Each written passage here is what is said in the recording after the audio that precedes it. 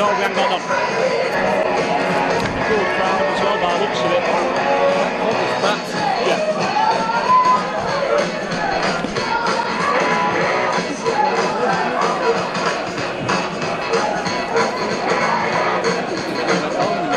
Did it? Maybe people being hostile to it. Silly sausage, I don't know.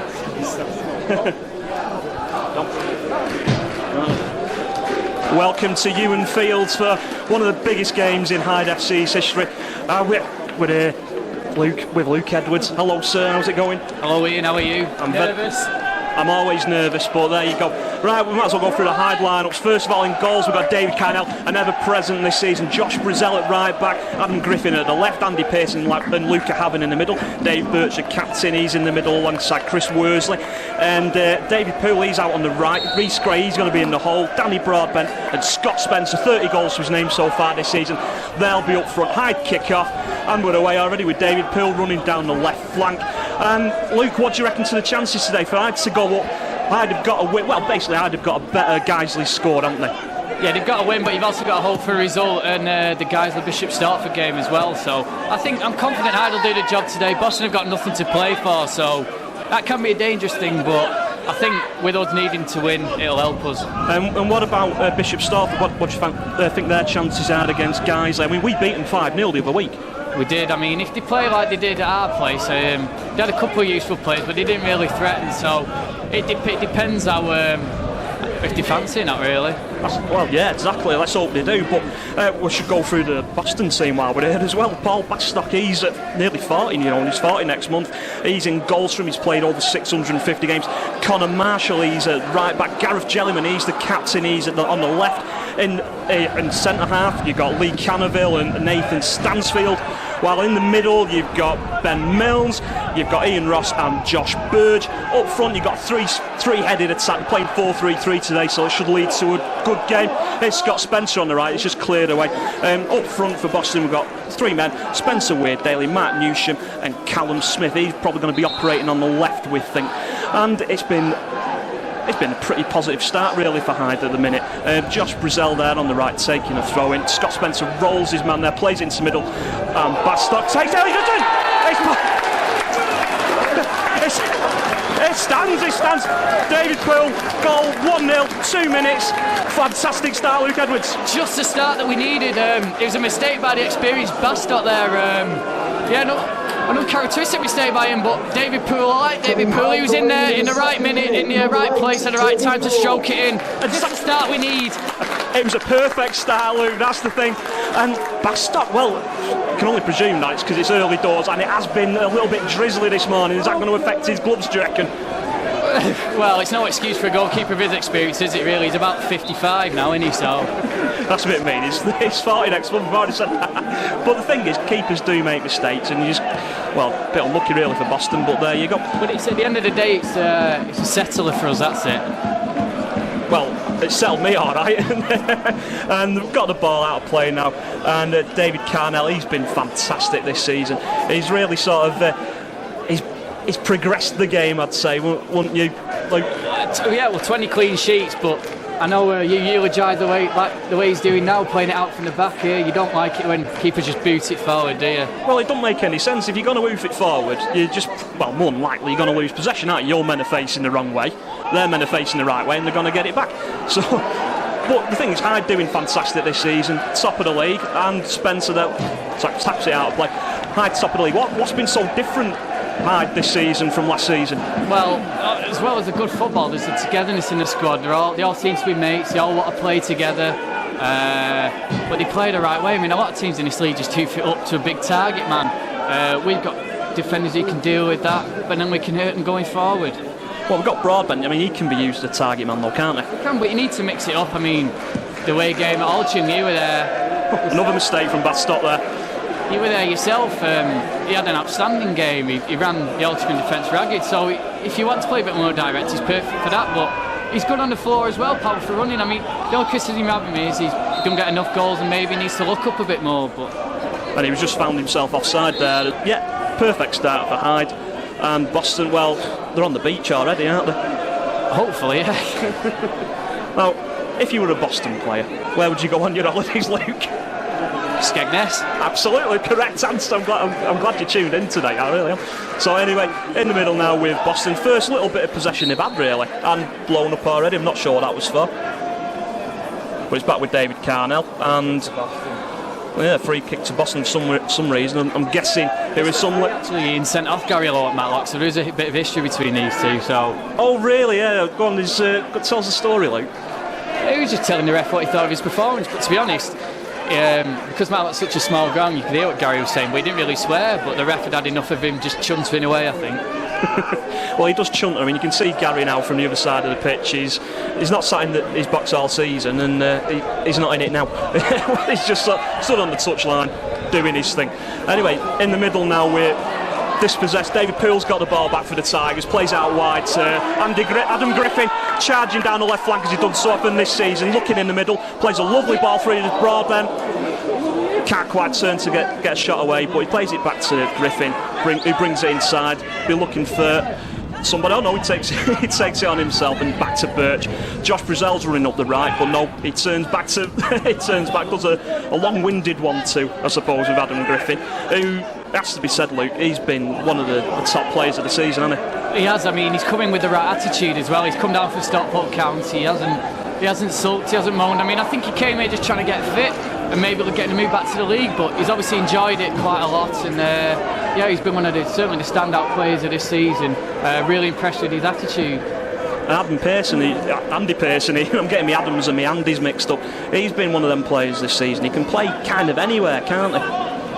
Yeah, he's very much a utility man. I mean, he's played at centre half, midfield and right back. He's much better at centre half and in midfield, right back, because he's not the quickest. But yeah, he's certainly good strength-wise. He's brilliant in the air and not too bad with the ball at his feet either.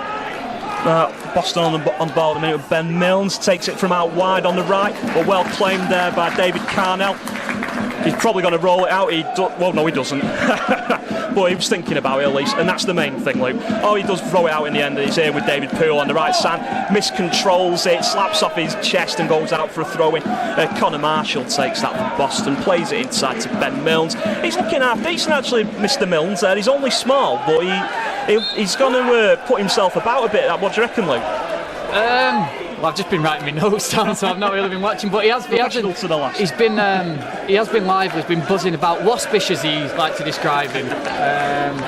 He's putting himself. He's a threat. Hyde have got to watch that. He's very small, and he'll just get into make a run in, and we've got to watch the runs in from behind. Hyde just stroking the ball patiently now at the back. I mean, this has been one of the markers of the season. Really, they've not rushed at all at the back. They've not sort of looked for, there's Pearson who's made a mistake, got it through to Callum Smith, young player, and no, he's lost it himself. Hyde have got to be aware though with Boston. Boston are the only team to have beaten Hyde when Hyde had taken the league this season. That was in the FA Trophy though, not in the league. So yeah, at Boston's ground it was 2-0 to Hyde, weren't it, in the end? 2-0 in the league game, but it's 2-1 in the FA Trophy game where Hyde had taken the lead actually. And the trophy don't count, Luke. Well, okay, if you say so.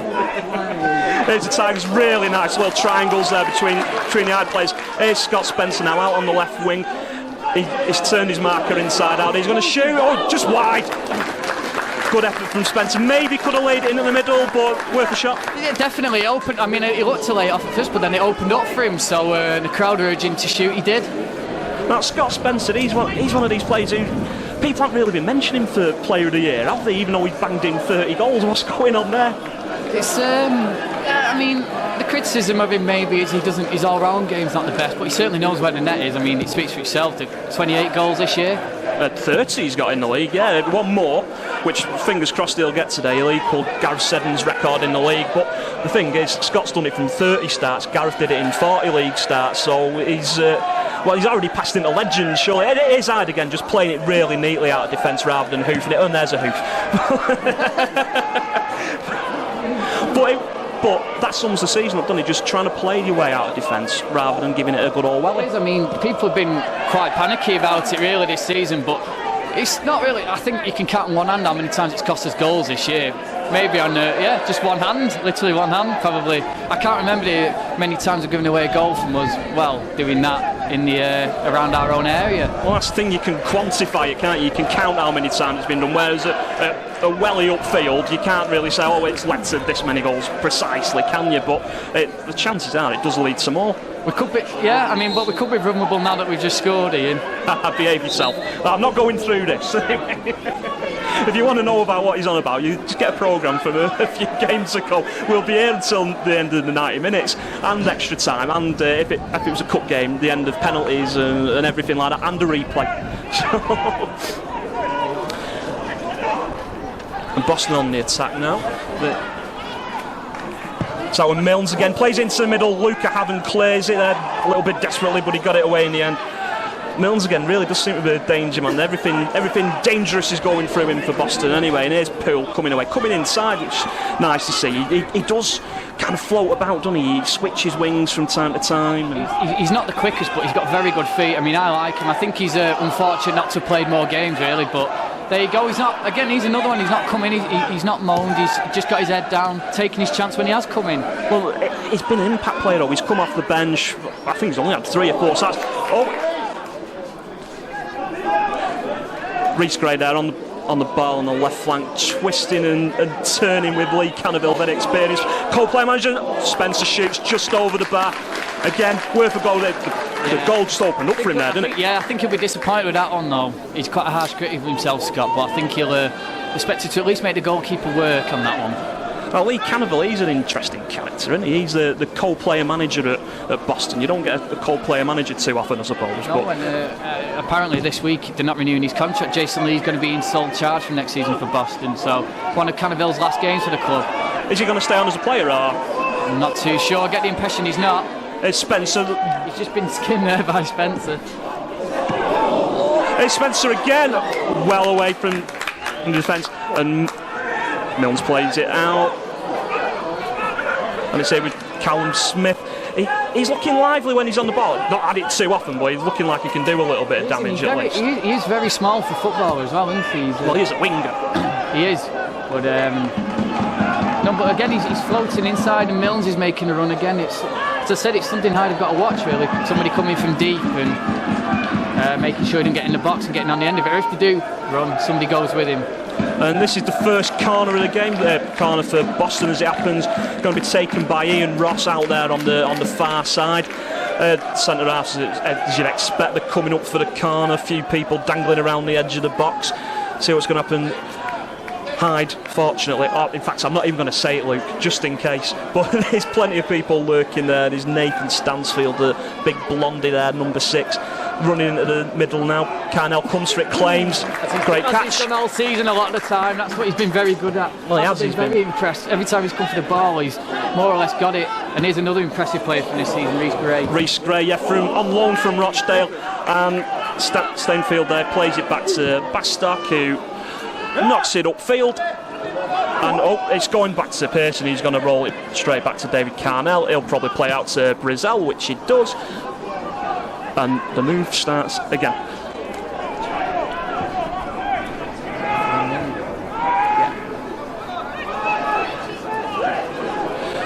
There's Chris Worsley. He's rampaging through the middle, slips a little through ball, but a little bit too far ahead of Scott Spencer. Ken Worsley's another player who's much maligned at the start of the season, a bit inconsistent at the start of the season and injury prone, but the last month he certainly deserved his place in the team, I feel.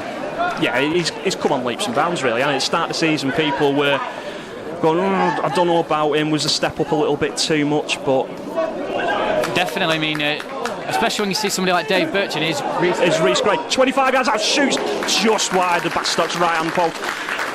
Been a great signing actually, hasn't he, Reece Gray? He's been fantastic. I mean, he's candidate for Young Player of the Year, definitely. I mean, his feet so positive, and he's got such quick feet as well, as you saw there.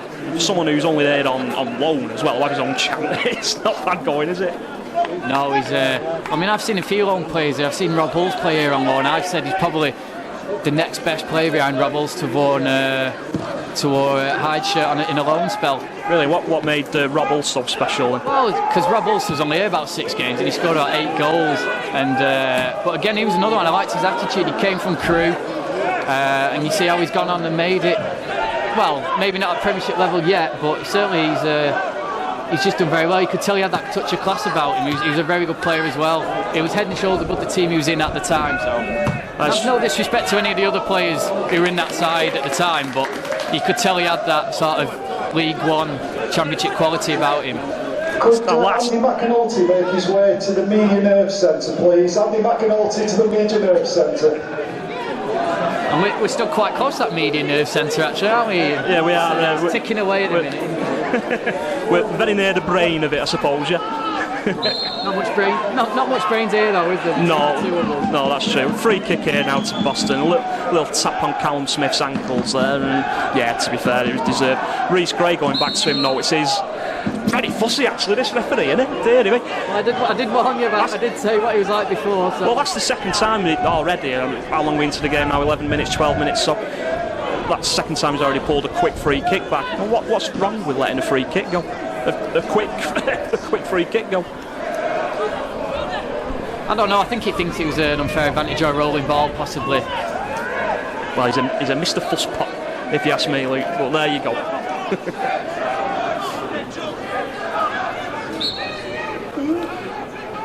Boston free kick floated into the middle now. Stainfield's up, heads it just wide. Yeah, he out-jumped Luke Haven there. That doesn't happen very often. No, it doesn't. The most handsome centre half in football. Certainly at non-league level, yeah, definitely. Yeah. Rare mistake at the back there from the Tigers, but that's upset Gary Lowe certainly. Then. Well, yeah. His arms went like a windmill there. Yeah, I mean, he's gesticulating like a mad gesticulating windmill type cartoon figure. But that's what he does though. And the thing is, Luke, I mean, we normally stand over on the Lee Street side, don't we? We normally stand behind Gary, yeah. Well, we can hear these torrents of invective. The language can be quite colourful, shall we say. So.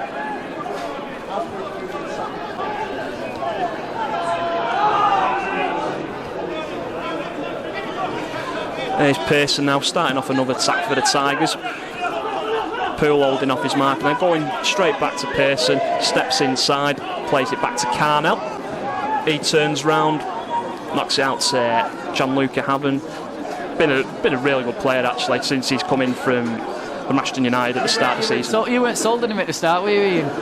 To be honest, I wasn't. I thought he was a bit uncertain on the ball, but no, he has sort of settled down as the season's worn on, and I do really like him. He doesn't really lose many headers. That one against Stainfield earlier, that was probably one of about 13 he's lost all season. But yeah, he has been a really, really, really solid centre half. Again, he's another fan's favourite, a massive fan's favourite. Certainly my favourite. Yeah, well, you would say that he's the most handsome centre half in football. Well, he is. Free kick to the Tigers now out on the right hand side. Adam Griffin stood over it. He's more than likely going to drill one in rather than float it. It seems to be his style, doesn't it? And yeah, just hoping for a flick on, hopefully. Flick on into the net. Like that. Drills it in. Luca up there and yeah, just wide. Yeah, there was Gianluca is very dangerous at set pieces like that. So he's got a vitally important goal in boxing game against Staley Bridge from a corner. So. Well, I think everyone remembers that. Well, the two games against Staley Bridge, the one at home, that was painful to watch. Well, not because of the standard of play or anything, just because we were so, we were behind from the first minute and equalised around about 6-7 minutes from time, didn't we? But the one at Bowerfold on New Year's Day, that was just probably one of the best performances of the season. Just in terms of the magnitude of it. Spencer coming through now on the right hand side of the box, plays into the middle, is Poole, slices it wide, and it's actually gone out for a throw. Well, if you don't try, you won't score, will you? But you don't want it to go out for a throw. That was a very good chance. That should have been 2-0, really. I think he was running onto it, but yeah, good connection. It would have been 2-0.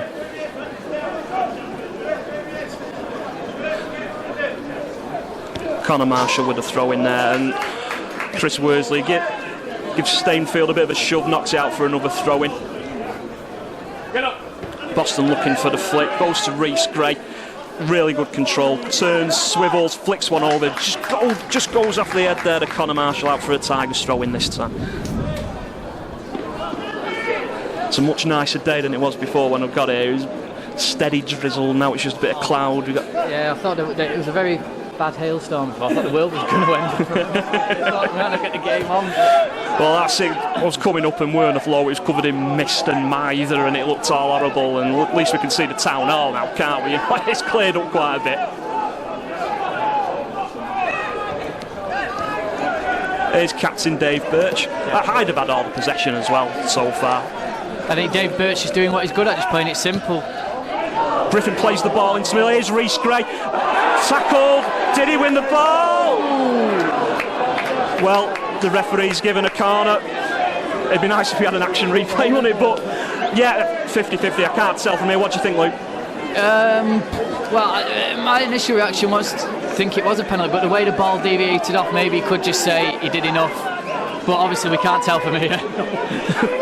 Poole plays the ball back in. Griffin knocks the ball into the middle.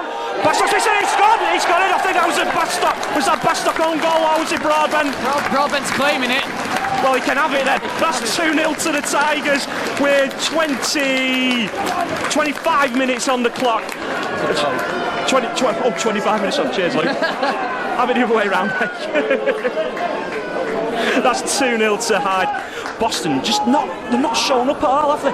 Again, another mistake by the experienced Bastock there. He came out, he looked confident to claim it as though he was going to catch it, but he went to punch it for some bizarre reason and lost out, and it was 2-0. Well, could he have caught that one? I think he could have. The way he came for it, he was shaped so he was going to catch it. Well, there was a few players in his way though, weren't there? 3 or 4 players, and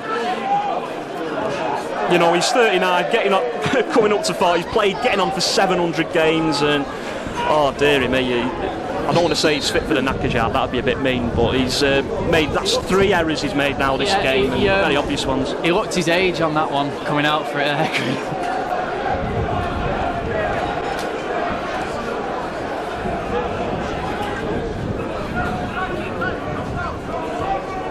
And to be fair, Ian, as well, Bastock. 19 minutes, giving Hyde a 2-0 lead. Number 9, Danny Broadbent. To be fair, by Bastock, whenever we've played Boston the last couple of seasons, he's been their most consistent player. Oh dear. Yeah, Boston, they're all over the place a bit at the minute there, as you saw. Jellyman slipping. Looked a bit wobbly, didn't he, Ian? Hey, very good. Luke. I'm experimenting now, doing it as a bit of a telly one. I've done the radio one. I'm not very good at it. So. Just let the play do the exactly. I've just been asking you about it. Well, don't mind. It's not going to be the full thing anyway. It's going to get edited down. Well, that's why I said you have to do it like radio, because the pictures tell the story. Well, yeah, I know. I was experimenting with it. Well, I've hardly done any commentary on it. I've just been asking things. I'm not there, so. That's fine. I just say it as a chance. Just like say those words that you don't have to like describe what he's doing. I'm calming down.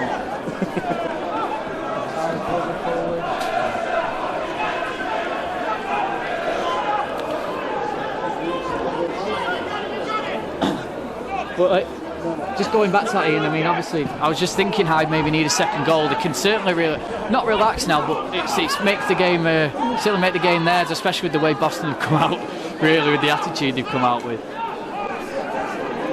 Well, wouldn't it be lovely though? I mean, it's all well and good. There's Milnes again, plays it into the middle and away by Luca.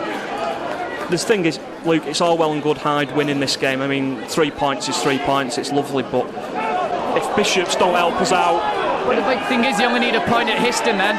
Here's Reece, he plays it through to David Poole, he's gone on his left foot, it's going to be 3, oh, it's just wide! Great chance from Poole, just slip wide of the left-hand post, Luke. Yeah, again, that's 2 chances Poole he's had. He could have had a hat-trick now, and that should have been 3-0, to be honest with you. I'm pretty sure he'll take his one goal, though. Oh, definitely, but, I mean, Boston out the quickest to the back, and Hyde exploiting that, certainly with Reece Gray there. Reece is a menace, isn't he? He is, he's always finding space, isn't he, and going forward with it, and again, a great vision. He played the ball just at the right time, JD defender, and played it in, so Poole had a clear run on goal. But really, Hyde are nearly out of sight. They should be out of sight. Yeah, it's unusual for Hyde to score so early. I mean, Hyde normally, might get one in the first half. It's usually the second half Hyde scoring. You get 3. Yeah, and they're playing into the favourite net second half as well. So you're saying it's going to be about 8-0? That'd be nice. It'd certainly increase the goal difference.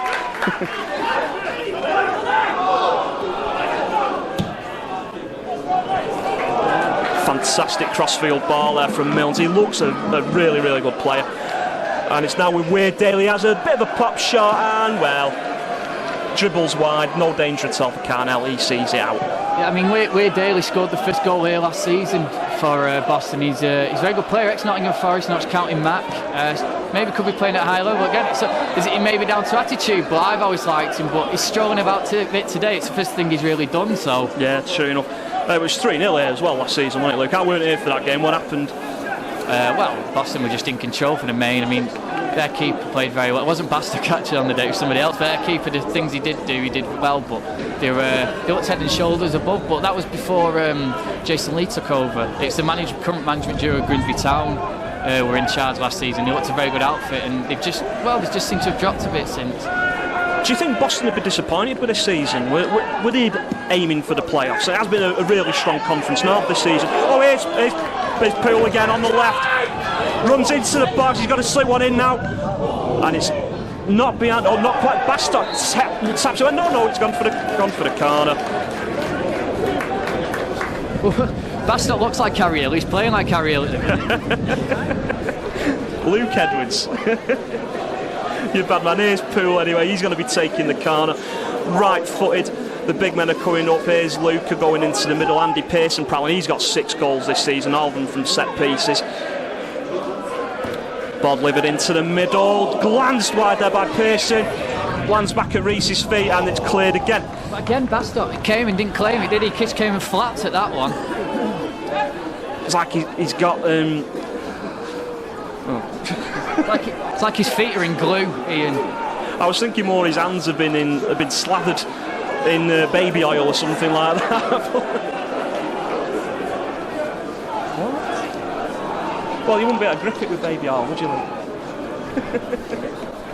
Apparently.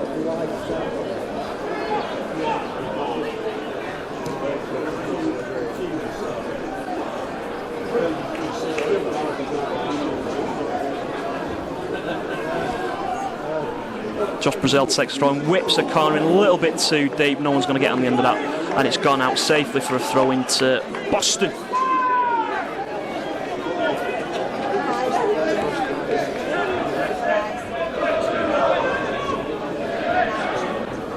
The Shed in fine voice here as well today, Ian. I mean, the Shed are always in fine voice, Lee. Yeah, but certainly. And ball against Griffin there. Certainly, with the way the game's going, it's just made them even more vocal. I'd say what though, it's a really, really good turnout today. I'm guessing there's over 1,000 here. Looking over to the Shed now, it's absolutely rammed. Yeah, no, it's good. I mean, the club have publicised it well. Half-price tickets for Manchester United, Man City season ticket holders, emergency services, and the army. So yeah, it's and that's the key thing for Hyde this year. They've got the community involved a lot more, and the crowds, usually when the crowds come down to Hyde, they don't play very well, but this year they have been entertained when they've come, so the crowds have gone up in that way as well. Well, that is going to get people in though, isn't it? If the team aren't playing great, if they're sort of lumping it about everywhere and the team are losing regularly, fans aren't going to come. Call them fair weather fans if you want, but they're still fans. Definitely, I mean, but to enjoying what they see, hopefully they'll come back next year, and the key thing next year is if we do go up, for them to stay patient. Carnell shouted for the ball there from Luca, left it, and Birch plays it down to Pearson. Nice little triangle in it. Here comes Griffin, looks up the left flank. Inside, doesn't go anywhere near Spence, and the ball's cleared. Griffin up for a really good header there. He's only quite small, but he's got a good head on him there. Poole's been cracking this game as well. He's been everywhere. And Pearson, he's got control now. Knocks it back up to Poole. Marshall slides and takes the ball off him, and it's out for a Hyde throw. Keep going. 17 minutes to go. Can't be going the other way. Oh, it's got to say quarter of an hour to go. Yeah, you got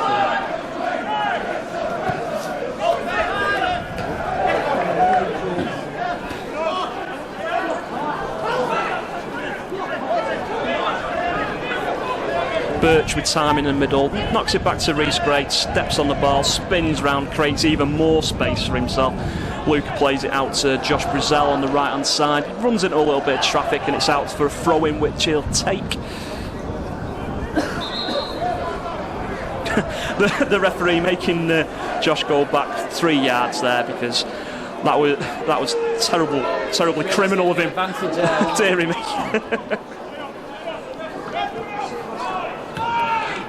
Weir Daly tried knocking a ball around the outside there, didn't quite work. Birch cuts one out, but it goes back there to Callum Smith. He's been quite busy when the ball's been near him, but that's Boston's problem. It's not been near him often enough, I think. But it's Boston on the attack anyway. A space here on the right. if they can find it. If anyone can, it's going to be Ben Milnes. He doesn't act.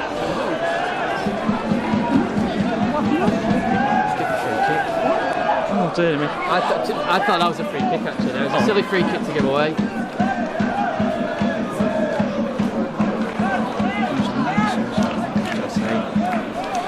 There's quarter of an hour to go in the first half now, and it's free kick to Boston. 5 men in the Hyde wall. Been marshalled.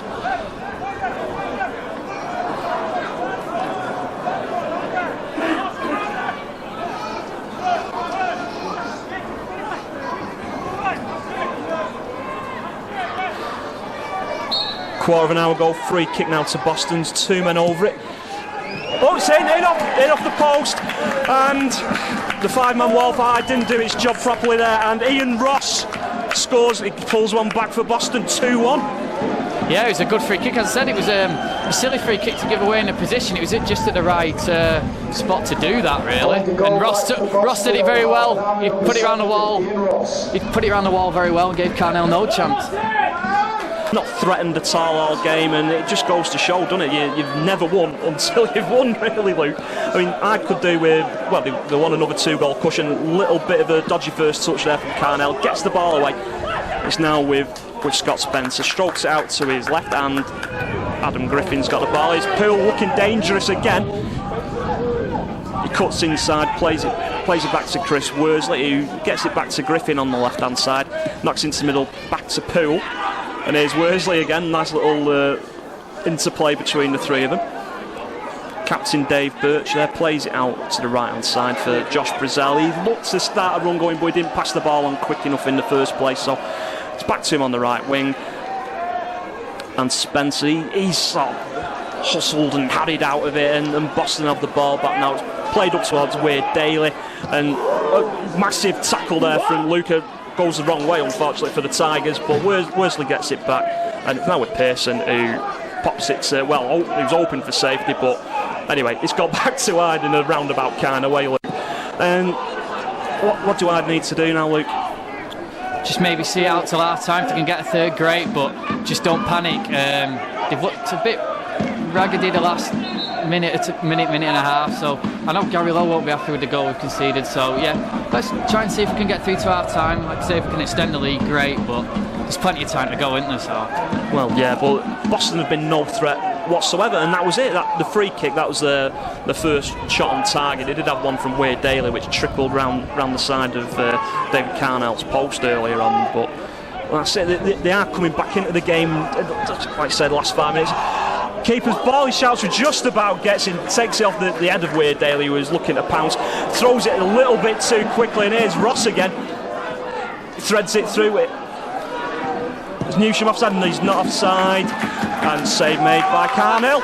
And that's what I mean about Hyde getting a bit raggedy at the back there. It's a couple of sloppy mistakes there. Obviously pretty decent from dead balls. He goes over to the far side. 1046. 1046. Thanks for your support. Not throughout the season. Thank you. Attendance of 1046 is brilliant, considering the average attendance last season was around about the 300 mark. That's great. But here's Ross with the corner, drifts it into the middle, punched by Carnell. Unusual to see him do that.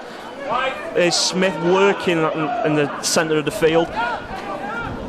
Threaded back into the middle, but absolutely nobody there other than the Hyde keeper. He mops up and dribbles it back into his penalty area.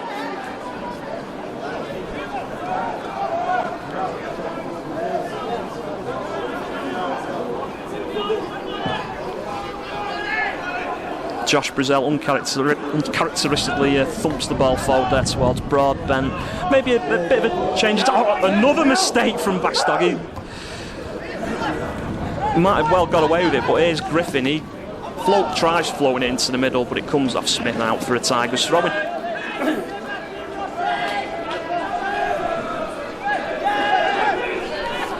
Reece Gray tries to turn Ross there, but it doesn't quite work. Goes about 5 foot up in the air.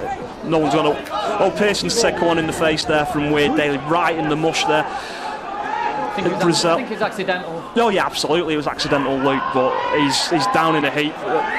Pearson don't go down like that, not at all. He's seriously hurt there, right in the nose, right in front of us as well.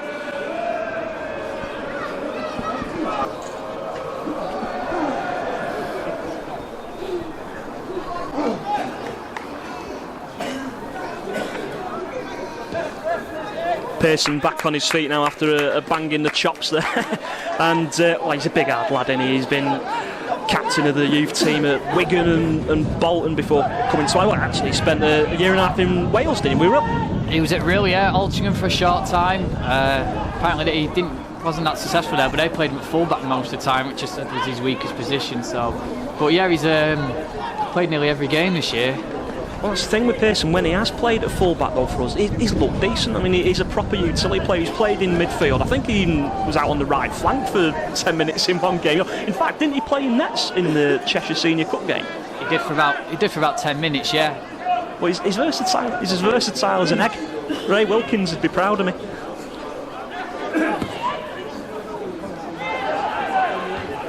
Bastock having a bit of a nightmare, smashes it upfield. Josh Brazil nods it down, goes back to Boston. There's Milnes again, really is their danger man. Every time he gets the ball, he's the only one who looks like he can make something happen. But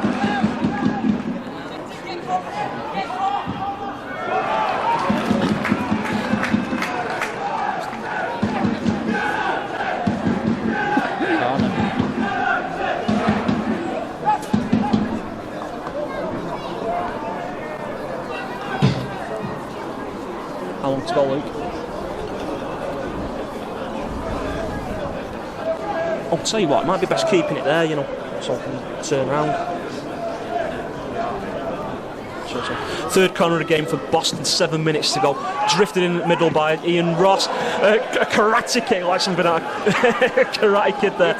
He's off his own man. Well, it's Lee Canterville, centre half. It's not often you see one of them going from a defender, is it? Well, it's not often you see one of them going from anyone, to be honest, but there you go.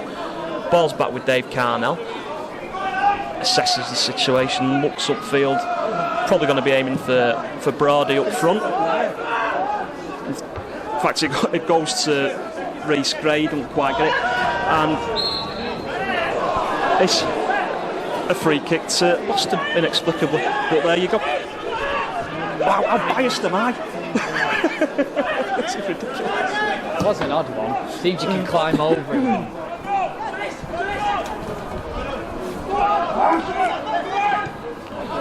Pearl plays it infield to Worsley.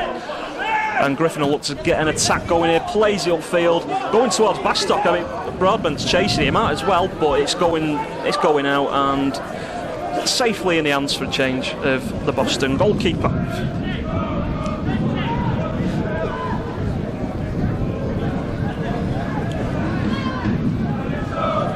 Five minutes to go in the first half, Luke. What do you think? We've spoken loads about Gary Lowe in the past, but what about Martin Booty? What do you think he's brought to the side? Well, he's like Gary. He's perfection, isn't he? He wants the ball to be played on the ground. I mean, he's come through from Crewe, and he's played under Daryl Grady, so he can understand where that philosophy comes from. And what also amazes me is he wears shorts all the time. Whatever the weather, he's got shorts on. Well, that's it, in the depths of winter. There was a game against Blythe Spartans in October, the first really cold game of the season, a Monday nighter. It was blowing a monsoon up here. And there's Martin Booty on the touchline, arms folded, in his shorts. He's a brave, brave soul.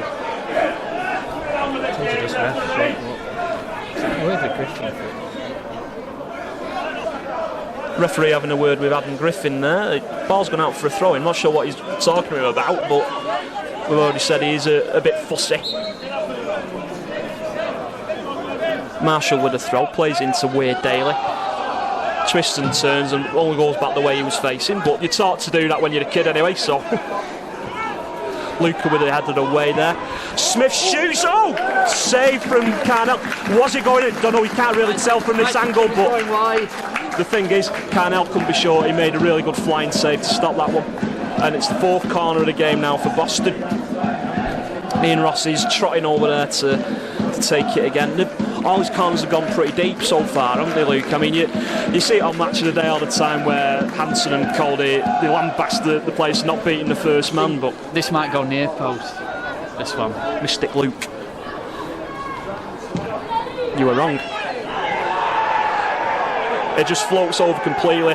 It appeals for a penalty there in the middle, a bit of pushing and tugging, and Cannaville, the assistant manager, oh no, it's it was either Cannaville or Stainfield who got booked. He just flashed his yellow card at one of them, and for dissent anyway. It's for dissent. Yeah, definitely for dissent, Luke. And that's the first yellow card of the game. I mean, to be fair to the referee, he has clamped down on dissent, because he had a word with Griffin a minute ago for a similar offence, but fortunately Griff didn't get booked, so...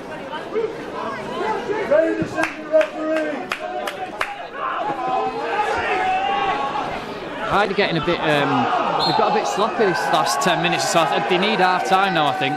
Yeah, agreed with you there, Luke. And ball given away there by Gianluca Haven. His arms were up in the air as he was trying to stop a flick ball from going through. And it's Ross on the ball again. Already shown that he's pretty decent from a dead ball situation. There's space on the right hand side here with Milnes. No one's picking him up. Pool's had a glance at him. He knows he's there, but he's choosing to lay. Shoot here, Ross. I think he's going to have a shot. He is, you know. Bet he wished he hadn't. That was too fair. That's probably the Boston manager yesterday. I don't think he'd be too happy with that. It was a bit of a waste, really. Well, the thing is, Luke, it was dead straight, weren't it? I mean, you can't. It's tough to create an angle, and you need an angle from free kicks if you're going to drift them into the middle. Anyway, don't you? They needed to have done like Ronaldo, where it dips. I think if he's going to hit it from that, like you say, where the angle it was. But he didn't quite hit the valve.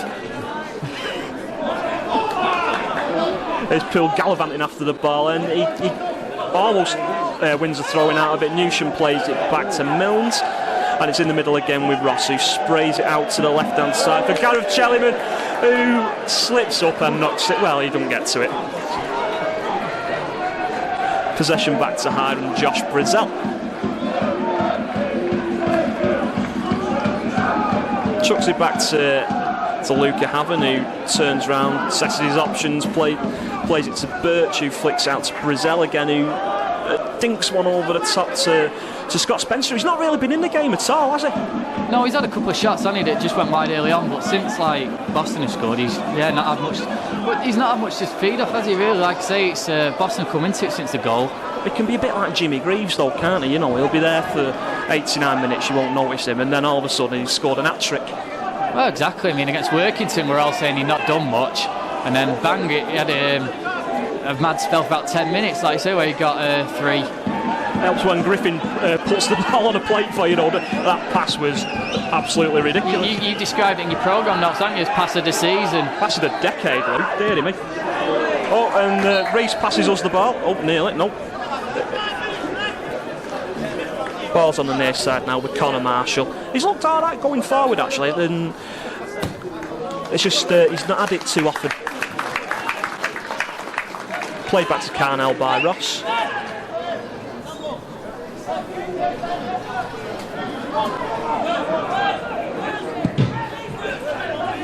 Doing it downfield. Foul given against Scott Spencer there for standing his ground while Stainfield sort of came over the top of him. Again, another slightly misdefined decision, really. Could have let that go on, I feel. Well, it does sort of baffle me how referees give decisions like that when a forward, he is stood there. It's not as if he was backing in, he was literally stood where he was and not doing anything. And well, the referee know better than us. They've got the qualifications, haven't they, Luke? Yeah, of course, yeah, definitely. But it does strike me as when you've got a 50-50 like that, why you can give it one way, really. Well, it's not as if it was a 50-50. I mean, Stainfield came through the back of him, really. He won the ball. And still managed to get a free kick out of it. It was a bit peculiar.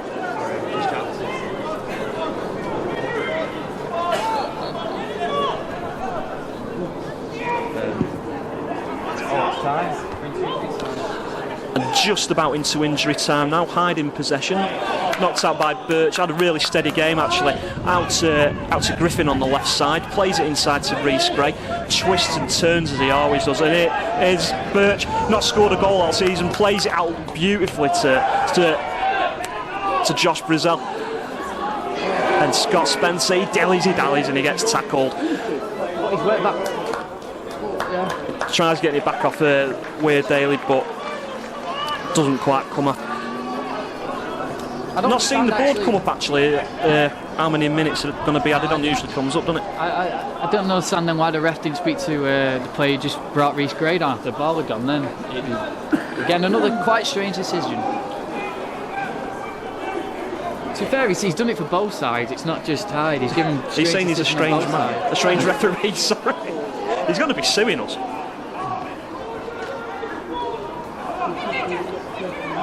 Here's Wade Daly buzzing about on the halfway. Plays it in field to Smith. He knocks it out to Newsham. He's free in the box. Plays it across. Pooley, is he going to shepherd it out? He does. Knocks it out for a throw-in. Has to be alert there, Luke.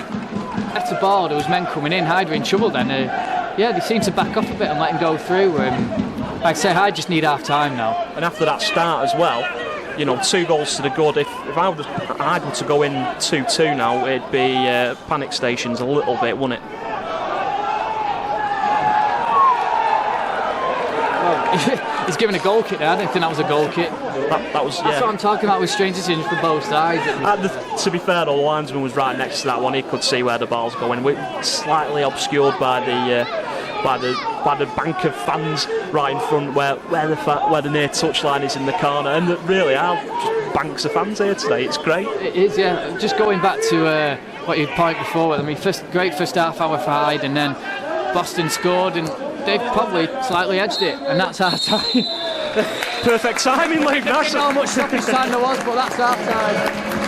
And we go into half time with the Tigers leading by 2 goals to 1, and at half time at Guiseley, it's Guiseley 0, Bishop Stortford 1. As it stands at the minute, the Tigers are going up into the Blue Square Premier, but in 6 of the last 11 games, Guiseley have been down at half time and gone on to win, so I'm not getting my hopes up just yet, but as it stands, Hyde are up. Right, we set? Just let the watch go in. Welcome back to Ewan Fields, where Hyde lead 2 goals to 1, and just as importantly, Guiseley are losing 1-0 at home to Bishop Stortford. The lovely Bishop Stortford, as I think we'll start calling for that. And it was quite a good. Are there Southern friends in the Northern Division? Absolutely, yeah. And half time got even better news because I went and won the raffle. So £50 up. Thank you very much. Shot off to Ian. Well, I shot off to the bar, bought everyone a drink. Here's Broadhurst down the Broadbent, even down the right wing. I'm getting my Broadies muddled. You're not excited, Ian. You've won the raffle. You can buy me a pint later. Well, I will, Luke. Well, you bought me one the other week. It might be champagne, Ian. A pint of champagne? Not a pint of champagne, but we'll be drinking champagne. Well, I don't really like champagne. I'll drink it on special occasions. Like if we win the title, that'd be lovely, yeah. And Hyde got the first corner of the second half. Going to be Adam Griffin to take it. Drifts one into the middle. Bastock punches away. Comes to Rhys Gray, shoots. Great save from Bastock. I'm not saying that, I think it was straight at his legs, but he had to be there in the first place, and it's out for a Hyde throw.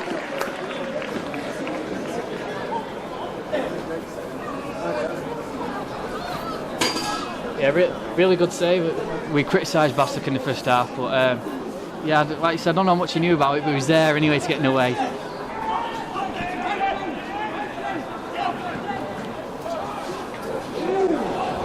No changes as far as you can see at half-time either. As you were same 11. There's Worsley in the middle for Hyde.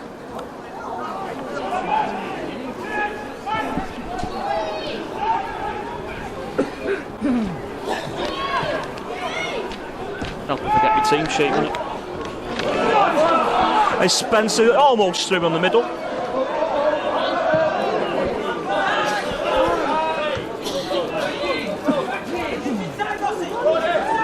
There's Brazell with the ball.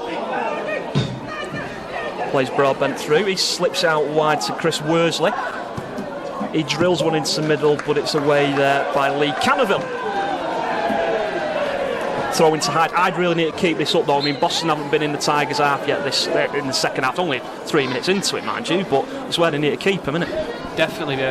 Next goal's key though, Ian. I mean, if I get the third goal, you'd fancy him to go on and maybe, well, either see out the game comfortably or add to it, but there's a lot of nervous tension around the place. There's going to be though, isn't there? I mean, how often are you on the brink of making history, getting up to the top flight of non-league for the first time in history? It just doesn't happen that often. Oh, exactly. I mean, I don't want this to sound obvious, but even if Hyde can't attack as much, just got to keep it tight and not give Boston a sniff, because if Hyde drop points here today and Geyser drop points, it'll be devastating because it's a missed opportunity. Well, saying that, if I draw and Geyser lose, Hyde are still champions, well, likely champions by virtue of having something like a plus 15 goal difference on them. Thrashed down the field, Cannell comes quite a long way out of his goals, and Milnes goes flying a little bit there under challenge from Birch, and it was a fair enough free kick that I think, and I think it's fair to say he won that a bit though as well. Yeah, all right, he did, but you got a right to, haven't you? You're there playing football, and if you can get an edge, you're going to take it, aren't you?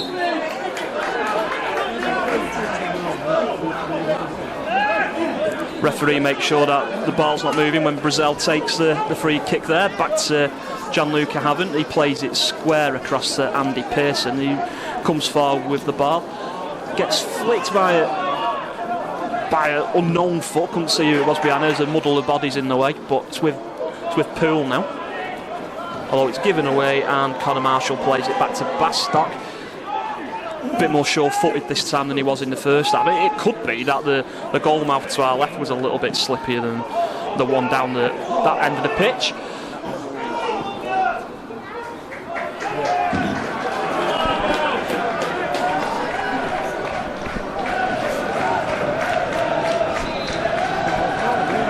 A foul throw given there against Griffin. Well, you don't, Luke, do you? That's because you don't really get many foul throws. People know how to take a throw in, don't they? But no, you see a lot on the edge with it, but referees don't seem to clamp down on it as much. Well, do you remember when Micah Richards was first starting out? And he used to get pulled up on it all the time just because of his action that he had. He used to sort of release his arms wide when he was throwing it out. I know you're not a City fan or anything like that, but I'm presuming you've seen him throw a ball, haven't you? And it was just... He used to get pulled up on it all the time, and quite slingy, isn't he? Slingy? I know what you mean.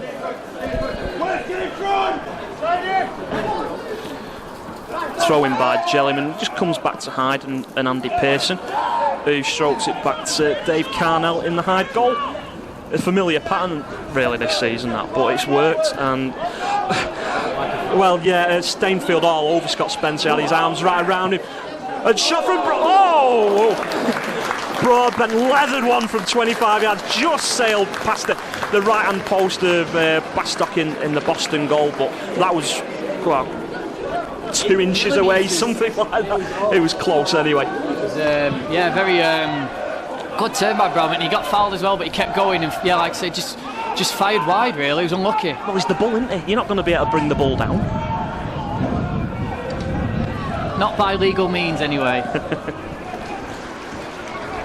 They should try and set him loose in Pamplona and see what kind of damage he could do. Foul given against Chris Worsley there. In a dangerous position again. Well, yeah, it is a dangerous position. It's just about 25 yards out, maybe, or slightly to the right-hand side of the D. And well, Ian Ross is going to take it. He's right-footed though. You'd expect.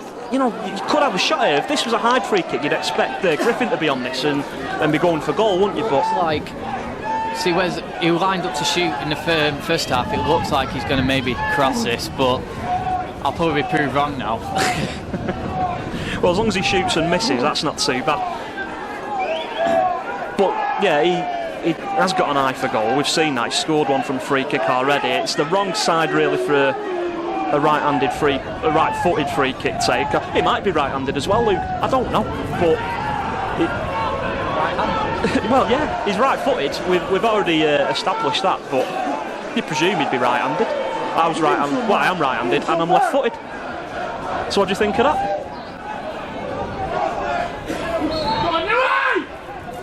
Anyway, here's Ross with a free kick. He does have a shot. It takes a deflection off one of the heads in the Hyde wall, and it goes behind for another corner for Boston. It's the 5th one. Well, yeah, it did, didn't it? I mean, it's what it's there for. Either stop it or deflect it out of harm's way. And, well, yeah, it did do its job, Luke, you're right. Ross takes the corner. He takes every dead ball, seemingly, for the Pilgrims. Turns out he's got a left foot as well. He played the ball into the box there. Spencer being held there by Stainfield. Callum Smith right through the back of Spencer there. Oh, Burge, sorry, right through the back of him. No, I was right the first time. God, Luke. Oh no, it was. Oh no. Is it Burge though? Oh, sorry, yeah. Yeah, it's Burge, yeah. It's a misspelling. Yellow card here for Burge. It was a bit of a, not a reckless challenge, but he kind of did what he needed to do. There was a threat of a hard break there, and a professional foul in the most professional sense. There's a hat or something, it's a baseball cap being thrown about in the shed at the minute, and that's towards Broadbent. I've got Broadhurst in my head for some reason, I don't know why. And some choice language as well from the Tigers front man. Deary me, wash your mouth out, young man.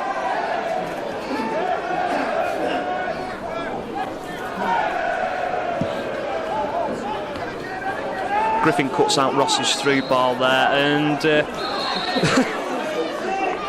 Birch is shoved to the ground by little Ben Milnes. He must be stronger than he looked, but he's been a really good player. He's definitely been Boston's best player on the park, easily. Ball's played out wide. First time cross attempted there by Josh Brazard. Comes off the back of Gareth Jellyman, and it's out for a Tigers throw-in. Reece Gray's been pretty quiet today, hasn't he, Luke? Yeah, the bright opening, but they seem to have shackled him a bit. But again, that's because the ball's not maybe. He's just been shoved to the off floor. the ball there. Canaville shoves Reece Gray. Referee didn't see that one. The first thing he hasn't seen all day, typically. Spencer Wade-Daly there plays it inside, and that's a foul on Milnes by Worsley. They're trying to wind him up here. Well, yeah. They're just trying to get in Reece's face. I'm not quite sure why. Well, yeah, he's not the sort of the type who can. Well, you know combust. Why, yeah, but you know why they're trying to get in his face. But you don't. Yeah, like you said, he just walked away, and that's good. He needs to keep doing that. You don't want to lose him now to a red card. Our most creative player. No, the thing is, he's a professional footballer as well. He is on loan from Rochdale, and he's been a fantastic player, as we discussed in the first half, and it'll be a shame to see him go. Do you think there's any chance of him coming back next season, either on loan or as a permanent signing, Luke? Possibly. He said to me in an interview that he's got a year left on his contract, so it'd have to be on loan unless obviously it's paid up. But I'm sure if there's no chance of him playing at Rochdale, he'd love to come back, especially in a higher league. It's only beneficial for him, isn't it? And well, again, yeah. I mean, he has played a few times for Rochdale's first team. I think he's played half a dozen times or something like that. They scored a goal and all that much, but it's whether they think enough of him, because they've changed managers, haven't they, Rochdale, since we signed him. Steve left, and John Coleman, a former Ashton United manager, he's in the breach there now.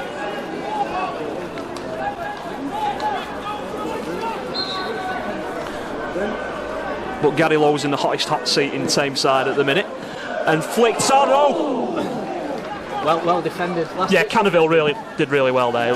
Otherwise, well, it may have just slipped through for a goal kick, but we'll ignore that bit and say, well, it could have been a goal, couldn't it?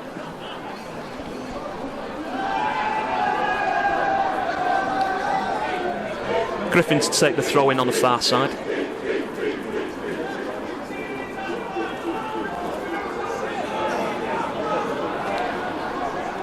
David Poole wiggles his way around, teasing cross there. Scott Spencer looking to get on the end of it, but well held. Definitely, he was looking at Bastock held at that time, because again, if he'd have done what he did in the first half, Spencer would have scored. Absolutely. Well, you've got to be there to mop up any mistakes, haven't you? It's your job as a striker. And there's great. This time the foul goes for him.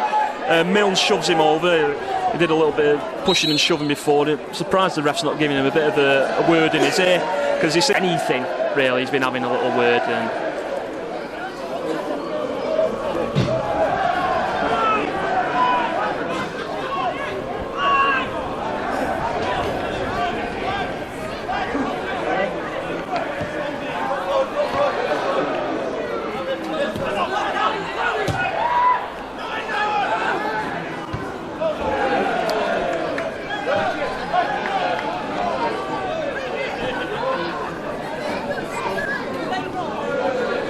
Throwing to the Tigers on the near side. Josh Brazell to take it. Young Scouser, he was on Rochdale's books as well, like a lot of the players. And ball given against Scott Spencer. Maybe it did bounce up at him a bit funny. But reared up, as you say. Well, there's nothing he could do about that. It was a bit harsh. But surely you're not saying Paul's perfect pitch had a little bump in it there? No, just the speed of the ball. It's just the pace it was played at him. Boston on the attack now. First one of the second half, actually. There's Wade Daly. He's having a little look around at 35 yards out. And Smith plays it back to him. Actually, it goes through to Milnes. And, he's going to have a shot in here. He's off balance, though, and he slashed one over the bar. In fact, not just over the bar, but completely out the ground altogether. Worth a goal, but thing is, a bit of a threatening sign, maybe, Luke? Yeah, I mean, Boston haven't threatened much second half, but every time, the odd time they do seem to get into Hyde's half, they do seem to be finding half a yard of space, and that's what Hyde have got to watch. That's what was happening towards the end of the first half. And again, Hyde have been a bit in and out again second half. They've had most of the possession, but they just need to be a bit more slicker like they were in the first half an hour. There's always a mistake. Well, I'm not saying that Hyde are particularly prone to any more than any other team in the division, but we are at a level where mistakes are made. I mean, this isn't the Premier League, unfortunately. I mean, it'd be great if Hyde were in it one day. We can all dream, can't we? But this is... There's a fan in front of us here who's just rolled his eyes at Berkey's suggestion. Yeah, and he was right too, because I was talking rubbish, perhaps. But then again, you look at Fleetwood, and all right, they've got squillions of pounds behind them, but Carnell mops up there. The only criticism you've had of Hyde is he's been complacent at times this year. You know, they could have gone on and scored 5 or 6 easily, maybe got a bit sloppy and let the opposition back into it. They can't afford to do that today. I'm sure they won't, not at this scoreline anyway. No, not with Gareth Jelliman on the ball. Drills one into the middle. And away there by Griffin. Knocks out to Poole. They've linked up really well today. And Poole's looking for his options and plays it square to David Birch, who knocks it back to Griffin. Griffin has a look forward, sees the run of Broadbent, and he's chasing after it. And it goes straight back to Bastock.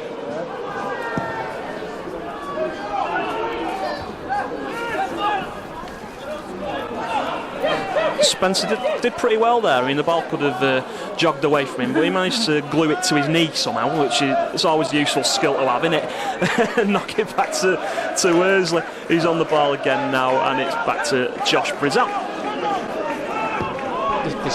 The shed of singing we're going to win the league, that's a bit premature. I don't like it when people do that. Yeah, I know, especially with guys this format coming back. Maybe they know something we don't. I mean, I haven't got my Twitter feed to hand, unfortunately, but... No one around us is saying anything about guys going another goal behind anyhow. So, as it is, we'll make do with thinking or assuming that it's still 1-0 to Bishops. There's half an hour to go. Oh, Luke, half an hour until the big time, relatively speaking. Well, yeah, half an hour to find out what's going to happen. Brazell's legs buckled from under him like a sort of baby giraffe taking its first steps into the world there, but he managed to get the ball away just about, and luckily the ball's back to Carnell, who sets an attack off straight away out to David Poole, plays it inside to Reece Gray, slips a couple of challenges and knocks it back out to David Poole again, plays it back to Griffin, pumps the ball forward towards Scott Spencer, but Lee Canterville wins that, goes back to Worsley, strokes out to the right hand side where Josh Brazell is, he knocks across into the middle, Spencer! Just wide from the front man. That should have been 3. It was a free header. He should have really done better with that. Well, that's it. You would expect him to hit the tight. He's been lethal, although saying that, he don't really get many headers, does he? He's more useful. You see, here's Broadbent again, just outside the box, round 25 yards out, over on the far side. Poole stretching his legs, knocks into Brody again, has a shot just wide again. This is where I need to keep the ball though. I mean, Boston, when they do go forward, they look like at least creating chances, and if I can keep it here, well, that's the ideal situation, isn't it, Luke? Ideally, yeah, but the last couple of minutes have looked bright again, creating chances again, looking more positive, and this is better. Ironically, I was just about to say maybe Gary Lowe should look at a change, maybe bringing on someone like Callum Byrne, Shelton or Godwin Abadaki for a bit of pace and a bit of guile. But then we had a couple of chances. Well, yeah, exactly. Here's Spence now. So keeping an eye on Stanfield, see if he was going to make a mistake. He didn't, as it happens, but I mean, Reece Gray's got the ball.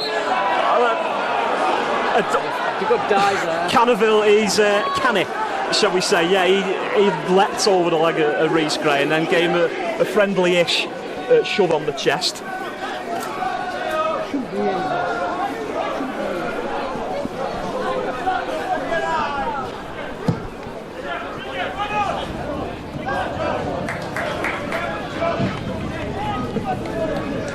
Just give me a sec, I'll write this down now.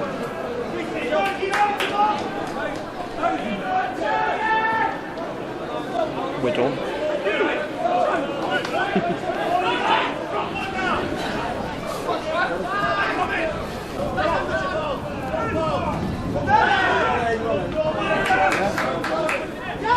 Throw into the Pilgrims on the near side with Gareth Jellyman. Plays it down to Callum Smith. He's been decent actually. We were saying about Waspish before, Luke, and he really has been when he's had the chance to get in the game, which hasn't been all that often. He's looked a bit of a menace, a little bit of a nuisance, and someone to keep an eye out for. Chance for Ross to deliver with his right foot. Hyde have got to be careful here. Then Ross has been on absolutely everything dead ball, whether it's been their own half or the Tigers. Ross drifts one into the far post. Carnell tips it over. That's to be alert there. Maybe was going to hit the bar, top of the bar, and go over, but you don't want to mess that one up there and let one in the net. It's going to go back to Ross. He's calling for it on the near side. The ball's been chucked over to the far side. No ball boy to get it, so it was going to go back, but Ross has gone, oh, you know what, I'll just jog over to the other side and take it from there, why not? Corner's a corner, isn't it? Smith had a little jog towards the goal there. Well, just say jog, he had a little sprint, a little dart. Give the short option, but to be fair, Ross weren't in a position to see him anyway. He was bending over looking at the ball, but he does take the ball, take a free kick. Corner now, and the free kick's given against Nathan Steinfield. Substitution here. Wade Daly's coming up for Boston.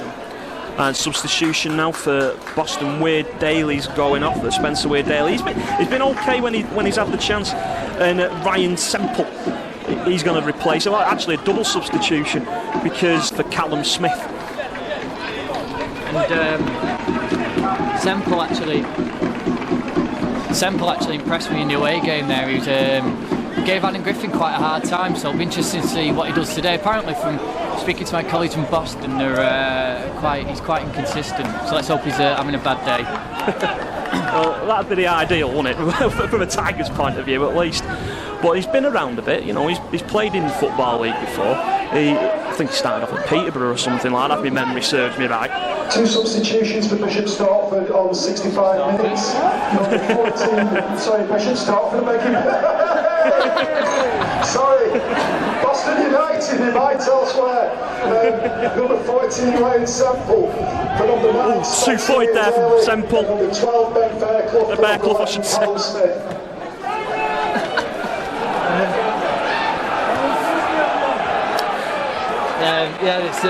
Tension's getting to everyone, I think.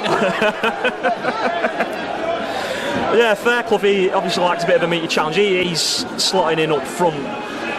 Where's Semple going? Is he going to be in the middle somewhere? No, but he flew. He'll be on the right wing, I think. But he flew in for his first action there. Speaking of flying, and here comes Scott Spence. No one in the middle for him yet, but Poole and Broadbent they're trying to get in the middle. Support here from Josh Brazell. He'll whip one in with his right foot. He does. And away from Ross. Goes behind now for a Boston goal kick. But a nice bit of danger there from the Tigers. I suppose a change of legs, well, change of good as rest in it for Boston. I mean, they do need to get back into the game, and it shows that, we were saying early doors, weren't we, that they're on the holidays already, but, well, they're not, they've shown... No, it's fair to when they come out since the goal's given them a lift, and they're giving us a game, and I'm sure Guiseley wouldn't want it any other way, and hopefully, if it does go to the last day, Boston have the same attitude next week, because they play Guiseley. Yeah, they do, and... hopefully, though, it's fingers crossed they won't get that far, because as it stands, Tigers are going up as far as we're aware. Anyway, that's Fairclough again getting embroiled. He he likes getting stuck in. Fair play. It looks quite slight actually. Like he's another very small player, isn't he? So it's like for like, I suppose, because he's just come off of Callum Smith, who was about 4 foot tall as well. But weren't he at Eastwood? I don't know. I've got a funny feeling he was. All right. Oh, wind catching that one there. Well, the wind, it's gusting now. It's proper. Yeah, it came from nowhere though. That gust. It's been fairly calm, shall we say? And Broadbent plays it behind David Poole. He's facing his own goal now. Knocks the ball off Boston player, but it goes out for a Boston throw-in anyway. And it is Ryan Rees on the ball now. Chips one over the top for Spencer Chase, and Bastock's got it and rolls it out to Jelliman. He played for the Welsh under-21 side once upon a time over against Belarus. He's had a poor game though, Jelliman. He's given the ball away a lot today. He's put his team under pressure. He slipped a little bit, hasn't he? I don't know whether he studs it a bit. Well, the wrong choice or something, but Poole's look good going forward today actually for the Tigers. And Poole's all-round game's very good. He's won a couple of free kicks in our own box when we've been defending. As I say, works very hard. He's got quick feet. He's done very well, David, today. Good ball over the top of the back line there from Andy Pearson towards Josh Brazell, who had his arm up and was calling for it, to be fair. A well-won free kick. Book in here for Milnes. Yeah, Milnes, he's got stuck in when he's had the chance to. He pushed people over a little tempestuously, so we say earlier on. He's a bit over-eager with that challenge, and I think that's what's earned him the booking. I think Spencer did win it, but I don't think he actually touched Spencer. Spencer was just turning away and saw a foot and went way and flew a couple of foot up in the air. And as we said before, you're meant to. That's your job as a striker. You've got to earn an advantage for your team. By a free kick. All the good forwards do it. Brazell knocks one into the box. Shout from Bastock though. And it's safely in the keeper's hands.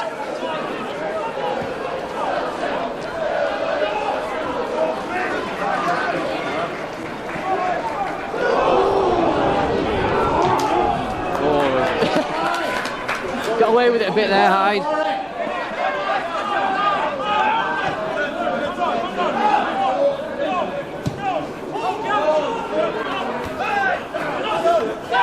Burge clatters into poor little Reece Gray. He's got to be careful, Burge. He's already on a booking, but they're looking to. They're getting stuck in on Reece Gray.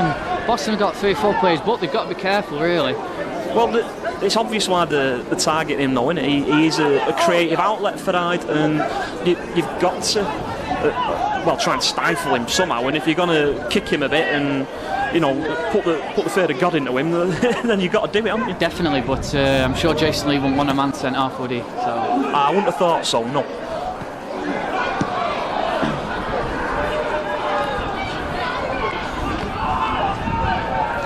Poole on the ball now for Hyde. He's got a run from Worsley, but well slid in there from Ryan Semple on the far side.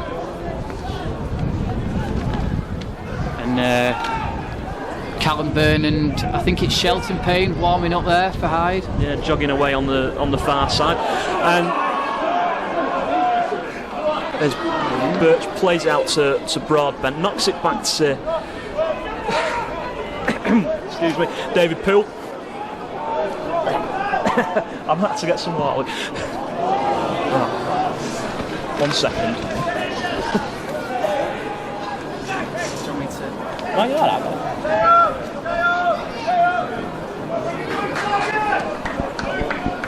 Bastock in possession of the ball for Boston, as he's got to, because he's the goalkeeper and he's taking a goal kick, so that's the obvious bit of commentary out of the way for you. He's going to take a 5, 6, 7, 8 yard run up, hoofs it upfield, and Jean-Luc Arvin, as he's done all season, wins the header. Worsley plays the ball through, and Reece Gray's chasing it and smashed out there by Stainfield. It's going to be a throw into the Tigers on the near side here with Josh Brazell to take it. And what do you make of Josh, actually? He finds himself in and out of games, doesn't he? He does. I mean, he's always...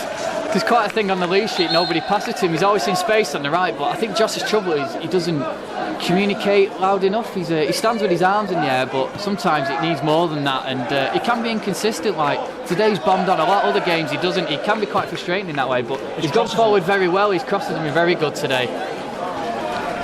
Didn't quite reach that one though. It'd have had to have been Inspector Gadget to have reached that one, I think. Go Gadget, speedy heels or something like that, and the ball again is back with Bastock, and we've got 17 minutes left of the game.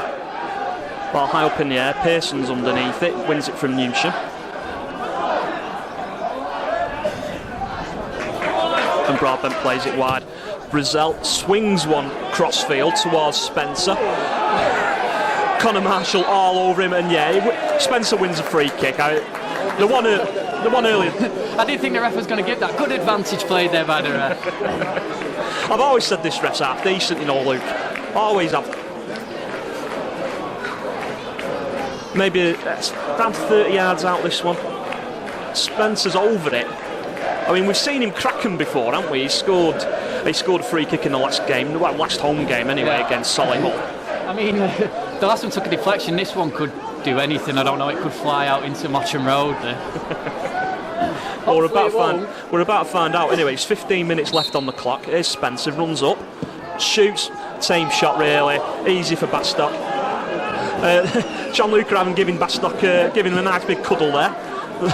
Saying well done, you've saved it. And Brazell wakes up just about in time and clears the ball field.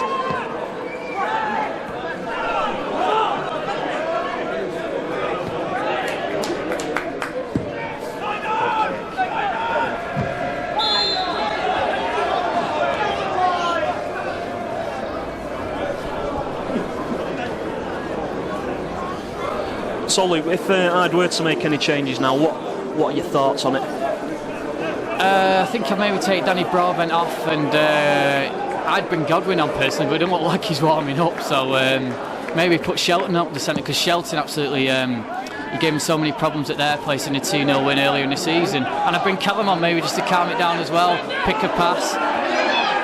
Jellyman holding on to Broadbent there. Ball over the top, Spencer's through. 1-on-1 with a keeper. Can he finish it? No! Straight at the goalie. That was a big chance, but also Ian Ross tried to handball. If he'd have handballed it, it'd have been off. But yeah, Spencer should have scored, and it looks as though Hyde are going to make a change now. And it is Shelton, I think. Ian Rush?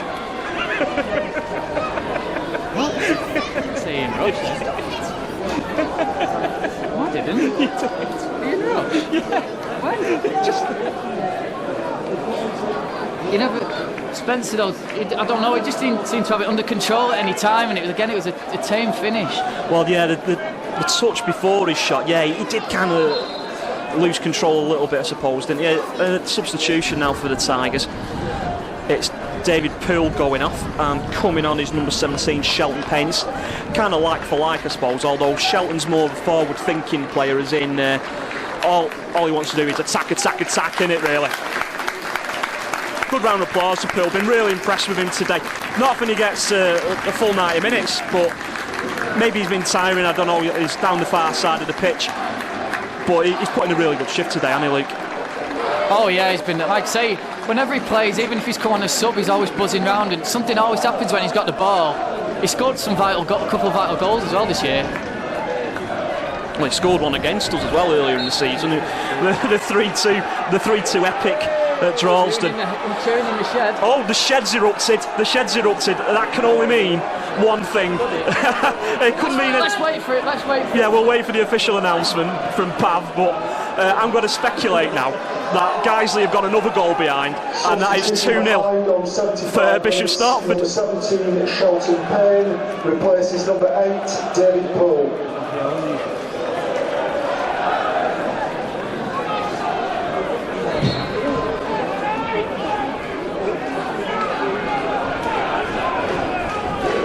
Tom, is it 2?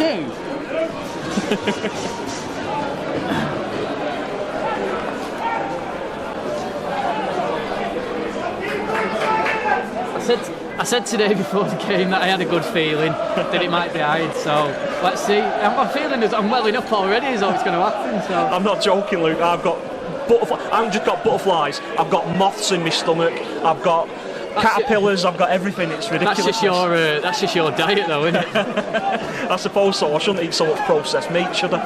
But there you go. The Shed's in fine voice. Anyway, it's always good to hear. Lee Street, ominously quiet though. I'm not happy about that. Come on, Lee Street. keep your end up. Two. Yeah, it looks like it. Fairclough tried to squirm his way through there, but didn't quite manage it. And pass to Shelton from Reece Gray. Somehow managed to find Spencer. Spencer 25 yards out. What, he's going to have a shot? He is! Ooh! Decent save from Bastock. I mean, again, it was his positional sense rather than... He didn't have to work to save it, basically. He just had to kneel down. But, again, the way the ball was coming out in the angle low down, it was a decent save, that. He's had a much better second half. Yeah, he has actually looked pretty solid, hasn't he? But, confirmation's come through that it's 2-0 to Guiseley. 2-0 against Guiseley. And as things stand, the Tigers are going up.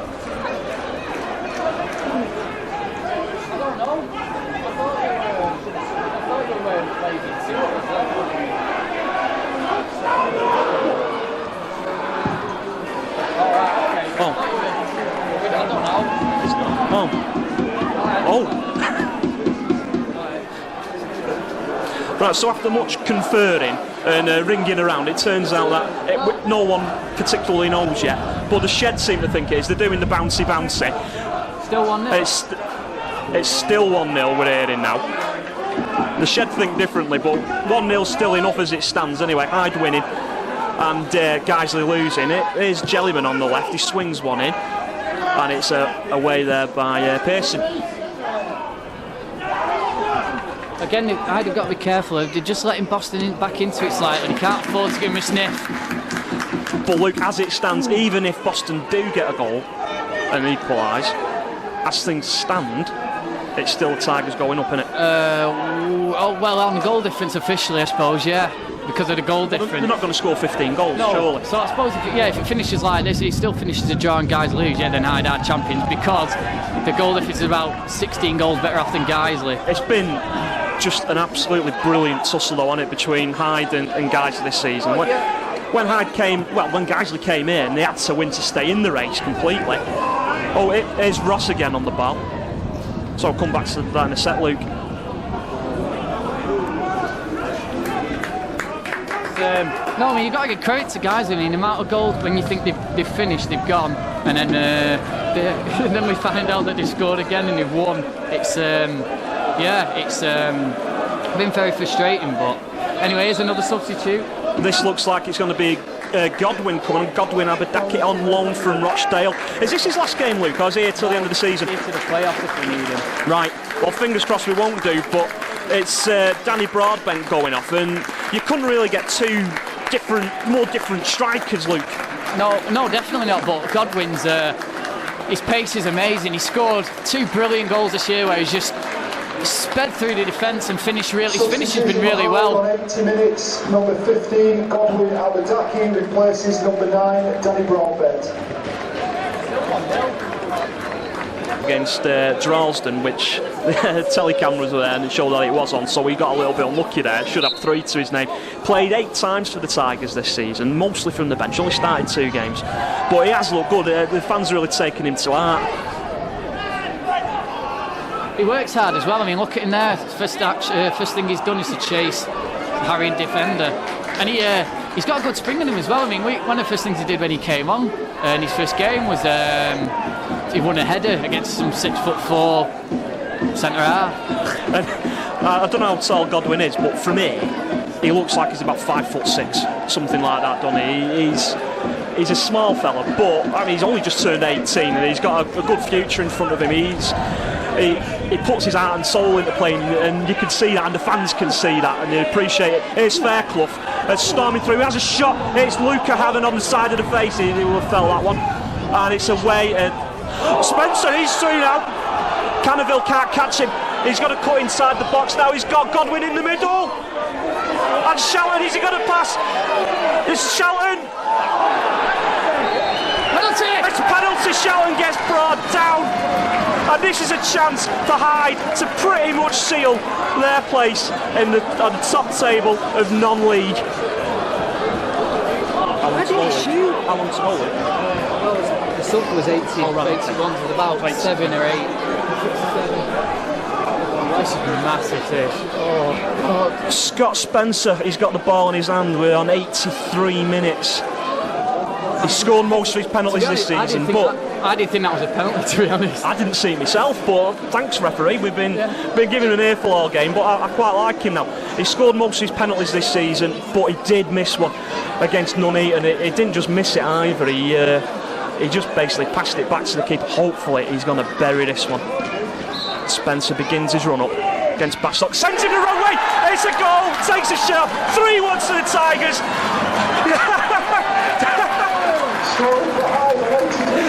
And that's it. Hyde, surely the game is wrapped up now. Hyde, conference, here we come.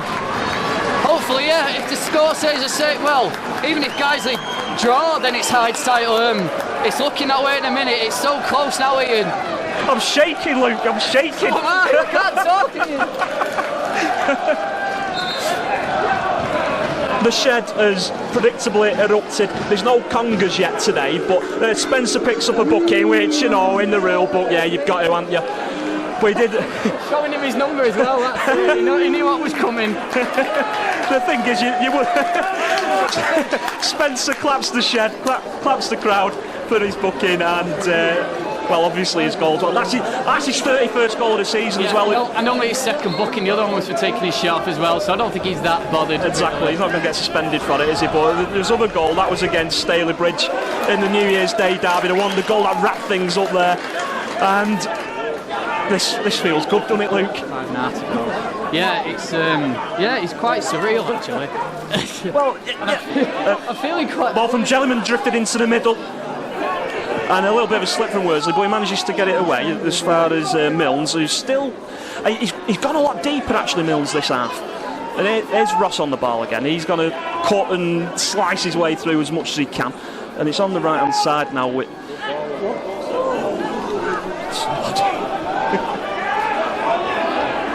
Marshall falls and goes out for the... goes out for the... Tom, still 1-0 there. There's another sub. It is. Substitution now for Hyde. Tunji Moses, he's going to come on for his 32nd appearance of the season. Half of them from the bench, and going off is Reece Gray. The last we'll see him in a Hyde shirt for now. Hopefully he'll come back again. I think Gary's doing this to give Reece his standing ovation, the one that he deserves. He's been absolutely fantastic this season. Superb. I mean, at a time when maybe we're rocking just after in January, February, he's come in, give us some fresh impetus.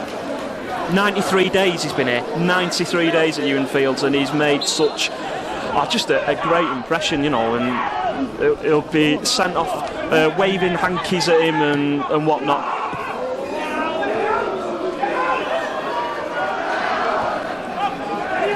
I keep thinking we're playing with me. I'm wondering why. Still definitely 1-0 at Guys. No, confirmation still 1-0 at Guys, but that's enough. Oh, suspicion of handball there maybe from Pearson, but he gets away with it. A bit of a clash of heads there. Boston wanted a penalty, but Boston wanted a penalty, but it's Luke and it's down. That'll look. He definitely took it. Milnes is off here. Milnes, he's gone. He said something to the ref there, and he's gone. What a ridiculous. Well, I said they had to be careful, and the ref's been he's clamped down on dissent, and he's been punished for it. He's around 25-30 yards away from the action. Not that there was any action at the time, because Luca was down in the box, and he's gone up to the ref. Obviously, said something the ref didn't like. And why would he do that? His manager will be upset with him, especially on a booking to do that. I'm upset with him. 20 clean sheets says it all. It could be 21 this as well. Oh no, it can't be, can it? Because Boston has scored. It could be 21 next week.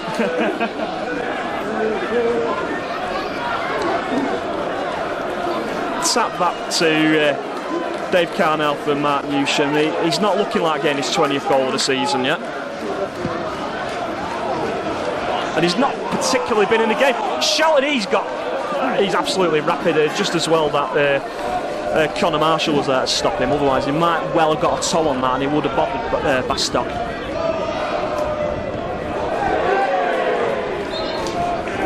Hiked out of the ground from Carnell, better safe than sorry I suppose.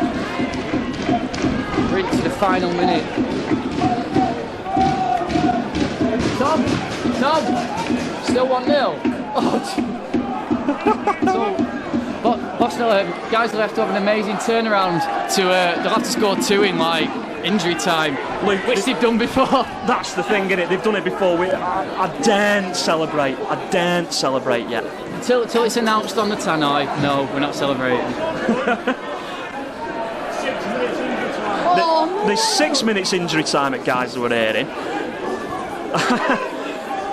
But the most important number is that Guiseley is still 1-0 down. A little bit of pressure here from Boston, a couple of corners on the trot. They've got no one at all who can take a dead ball. Ross is running himself ragged, going from corner to corner.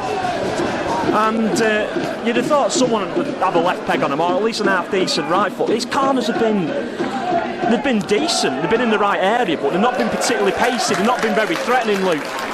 No, definitely not. I mean, it's been easy for Carnell to come and claim, really, so... He can take a good free kick, though. I mean, we saw that in the first half, shot going in off the post. There's going to be 5 minutes injury time, apologies, Ewan Fields. 5 minutes, fingers crossed, until I'd get promoted. 5 additional minutes. 5 additional minutes. Look like handball there from Jellyman. Knocked away by Stainfield. It's Scott Spencer there. His arms up by his chest as they always are. You like Scott's running style, don't you? I do, yeah. He looks like a sort of T-Rex, but without the big vicious teeth.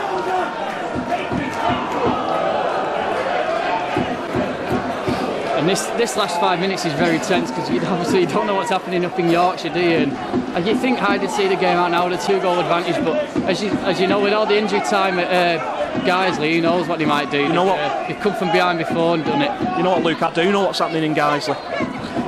Guiseley are going for it. They're going hell for leather. Yeah. They're going to have 5 or 6 men up front. I mean, they were playing Dralston earlier in the season. They were 3-0 down with 15 minutes to go and somehow won 4-3. Yeah, but there's not 15 minutes left here now, is there, Ian? So. No, there aren't. But until there's official confirmation, oh, dearie me, I'm quaking. Here's Ross, takes another one, another drifter into the middle, easily dealt with by Luca, and it comes out now to Burge. He's going to threads it back into Fairclough. Sorry, Semple. Godwin plays it back to Shelton. Shelton's faster, he's got to be fast to catch him. Godwin's lurking, Shelton's having a little nudge, and he shoots, he scores, he makes it 4-1 to the Tigers. That seals it, there's no doubt now. That seals the victory. Just need to know what's happening at Guiseley now. That could be the goal that seals the championship. And if it does, what an absolutely brilliant way to do it. Luke, this season has been a pleasure from start to finish. I remember you saying at the end of the first game against Worcester, wasn't it? You were chanting at the end, we are going up, we are going up. And you know, spoke about afterwards, I was only joking. And yeah, obviously we're only joking, but look, it's come true. You're going to have to do it next season now. Yeah, I'll try and say it after the first game. If we've lost about 6-0 at York, I'll still say it. We're not going to lose 6-0 at York, surely not. But again, credit to Gary Lowe for his tactics. I mean, the last 20 minutes he's brought on 2 pacey players, and it's shown there. Again, they didn't know what to do then, Boston. He had the defender was puddled, Ian. The watchword of the day. Well done. Here's Birch pointing his way upfield. He's got Worsley to his right. He chooses to pump it forward to, well, in the direction of Shelton Payne, but he doesn't quite get to it. 0 at Guiseley. This is painful waiting, absolutely painful. But one thing's certain, Hyde have won this game. There's no way on earth that Boston are going to come back and score 3 now. So it's just a matter of waiting. And a brilliant crossfield ball. Shelton's in again. Here comes Payne. Oh, it was almost in anyway. I don't know whether... Sorry, Ian, I was just laughing. Even the referee had a smile on his face then for some reason. He's enjoying this, I think, now. I tell you what though, Luke, he's not enjoying it as much as me and you. Oh, the 1,000 people there, 1,048 people, apart from the contingent from Boston, obviously.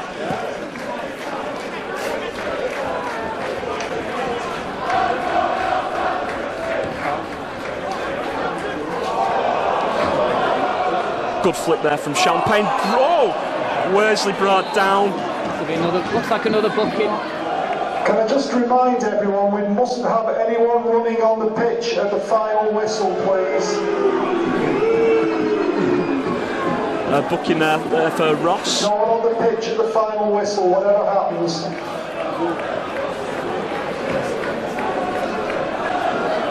The sage Mike Pav with some sage advice there. Don't run on the pitch at the end.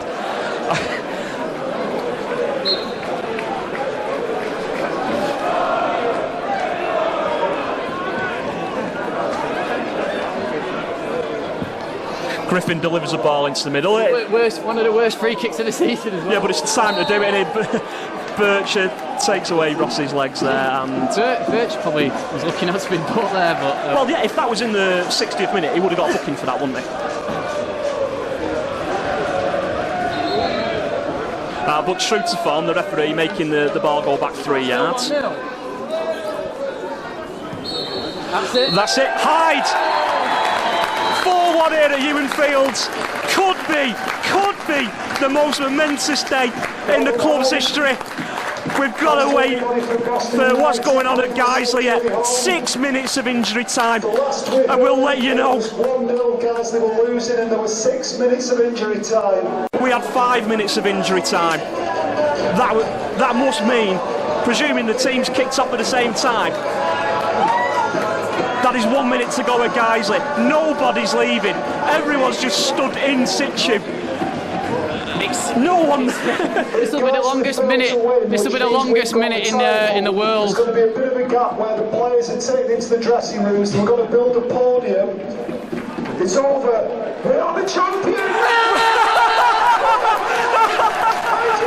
Hyde have gone up. Hyde have won the Conference North 2011-2012 season. At the start of the season, there's no one here, absolutely nobody, who would have predicted this. This is just amazing. The players have basically ran into the shed. Drinks are flying everywhere. People are dancing. There's a few kids on the pitch maybe, but on the whole, everyone's stayed where they're meant to be. And what an amazing feeling. Guiseley, it finished 1-0 to Bishop Stortford. Bishop Stortford, we salute you. We always knew you had it in. We never doubted you for a second. It's unbelievable, Ian. I never thought in August I'd see this day. In April, I'm filling up. Just brilliant scenes. Never thought I'd see this in a million years. I'd have been close before. Finished second, back in the Northern Premier League days. But this is just immense. The Tigers, they'll be taking on the conference, the Blue Square Premier next season. We're playing teams like Stockport, Luton, maybe even Macclesfield. Who's going to be our local derby? We don't know. We're not going to have Staley Bridge by the looks of it, which will be a shame. But we're there for one season. Around here locally, Altrincham, Staley Bridge, Droylsden, they've all been to the I'm not going to call it the promised land, but the top three, the top table in non-league. This is Hyde's first ever shot at it. We'll see how it goes. Hyde play a different brand of football from most non-league teams, and a non-league Barcelona, that's what we've been calling them all season. And today they've proven it. Absolutely brilliant. Sorry Ian, I've hugged, I can't believe I've hugged as many men in about the last 5 minutes I've had in my whole life.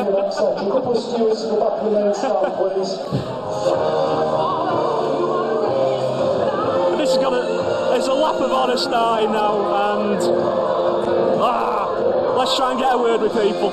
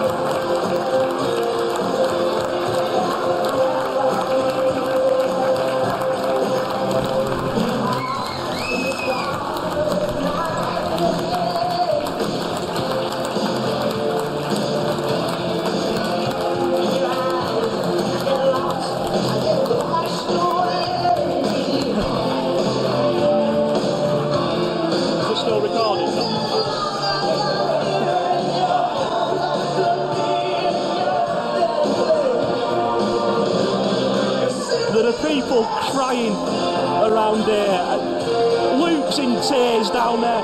Elaine, the lady, the tea lady, she's absolutely in bits just to me right over here.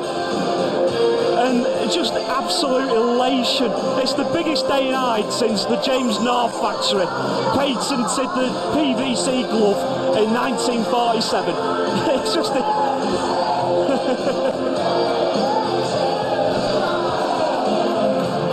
And definitely, without question, the best day in Hyde FC's 126-year history. We're going up.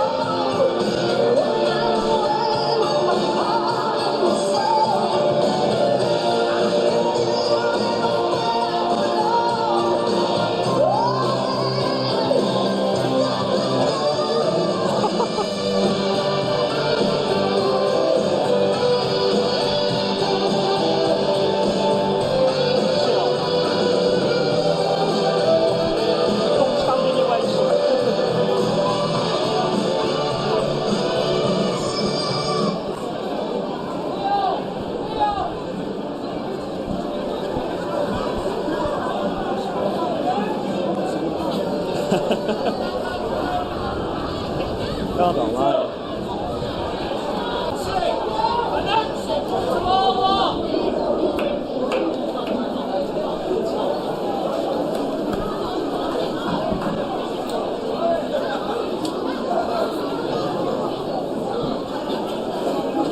Oh dear me, my arms are shaking. I couldn't hold the camera straight.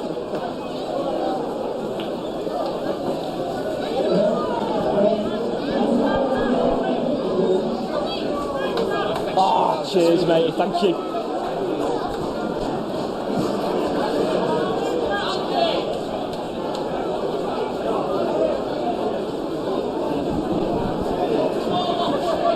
Oh, dear me.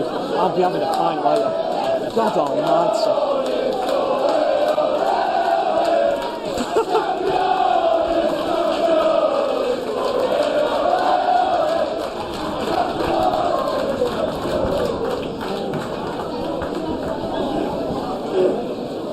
Sorry. Luke, oh, you're alright, mate. No, I'm talking.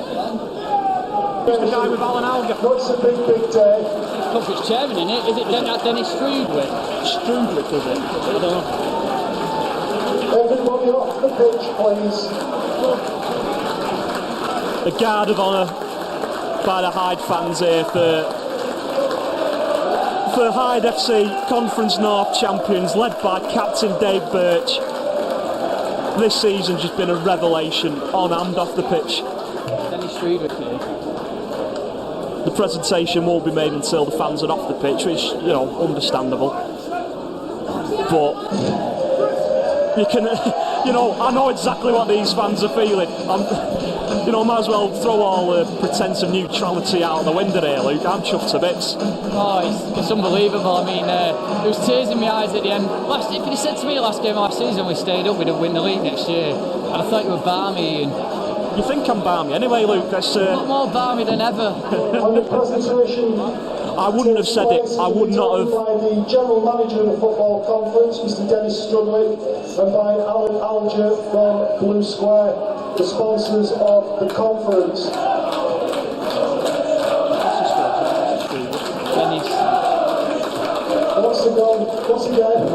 Once again, great congratulations to Gary Lowe, Martin Booty and all the players who could have dreamt of this last August.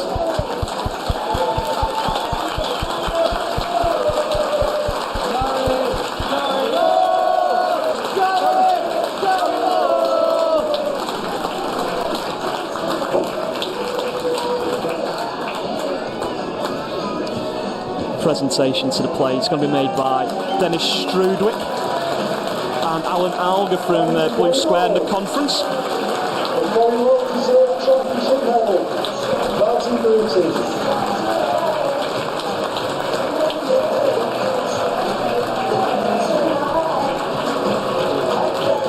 Andy's getting a medal.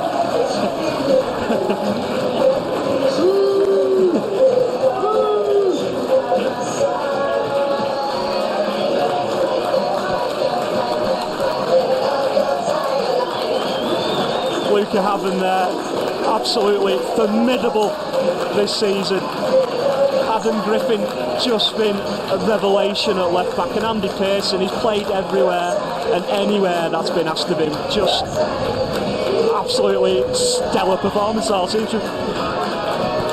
Luke, I don't know what to say. I've said all I need to say. It's just been unbelievable watching this team this year, and they fully deserve everything that's come their way. It would have been a travesty if they didn't win the league after the way they played football this year. and good to see Reece getting a medal there as well, and Godwin's getting one now too. Presumably he can get a medal. I mean, he'll have played in 10 games next week. Has he? Right, great. Danny Broadbent, Callum Byrne didn't get on today, but he's been instrumental this season, like a mini Lothar Matthäus at the back, real sort of quarterback kind of figure.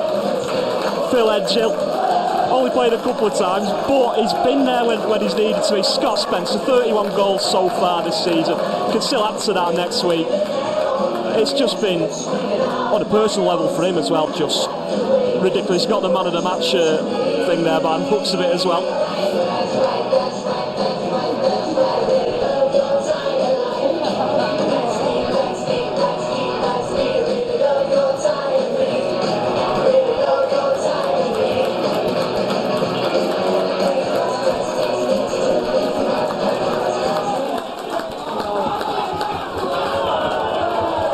Presentation to captain Dave Birch, about to be made by Blue Square's Alan Alger.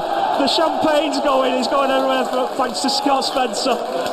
Dave Birch lifts in, Hyde are champions!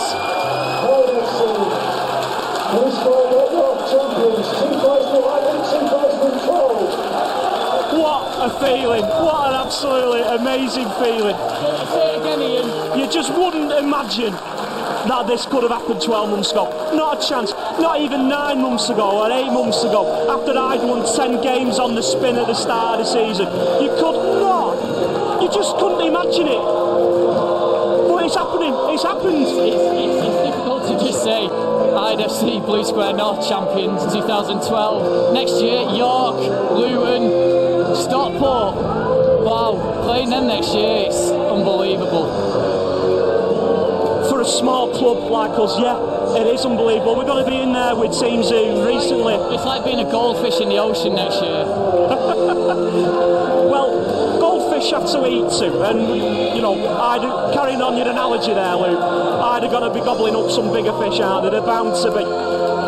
And this is just an incredible feeling. Ian, as well, the hard work starts now. You know, players for next year, getting the right players and making sure that we're ready. You know, it's a good team, but obviously it's got to improve, hasn't it? It's just got to. I don't know what to say. Well, let's not dwell on that for now, Luke. I mean, changes will be made. They're bound to. Every club makes changes during the off-season, don't they? Gary Lowe getting dunked with ice, which is always what you want.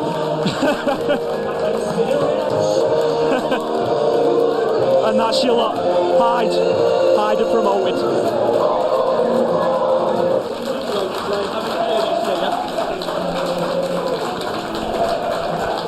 Right, Luke. Hyde are going to be in there with former Football League teams. Teams like Luton, York, Grimsby, not Darlington, unfortunately.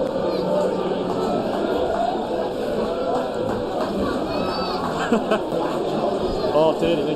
Good night, fellas. Hiya, Rolls. Good night, mate. Night, Dick. Back there.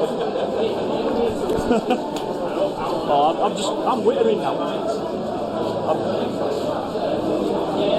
I've been waiting for 10 minutes. In the change of it, going a bit out here first, aren't we?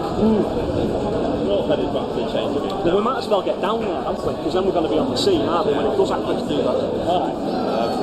The only thing is I can't record up the jigs. That's what really.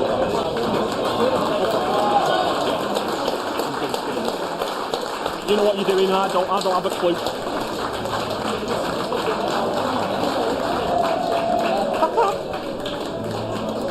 Remember when City won the FA Cup? Yeah. It feels like that, but miles better.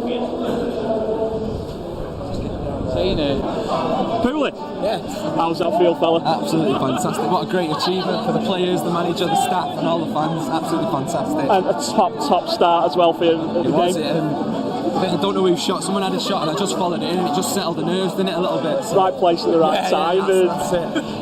What next season then? I mean, how do you fancy taking on the likes of County and York? I can't wait for that game. Cannot wait for that game. I know a few other players as well that can't wait. So we'll come back to we'll enjoy this. Come back to pre-season, work hard, and just take it from there. Enjoy it, mate. Have a good one. Thank you. Thanks very much. Get away from these then. Come on, Griff, don't be shy. Right, Griff, Luca, how does it feel? Oh, it feels fantastic. Unbelievable. Well, the season as a whole, you've both been standout players, and well, how does it feel to know that the fans have just been right behind the pair of you from the very start? And brilliant. It's just like as a team, we've all played individually very well. And well, you're going to be playing County next season, aren't you? So you both played for them, and well, how do you think it's going to go? Great to play them. Like, I still have every respect for the club, but I'd love to beat them. I'd love to beat them on their ground as well. Lads, thank you very much. And, enjoy it. Cheers.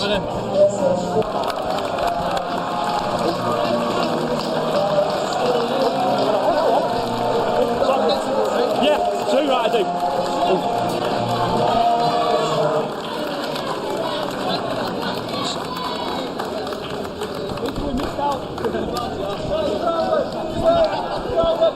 Andy McAnulty, Mr. Secretary, your thoughts, please.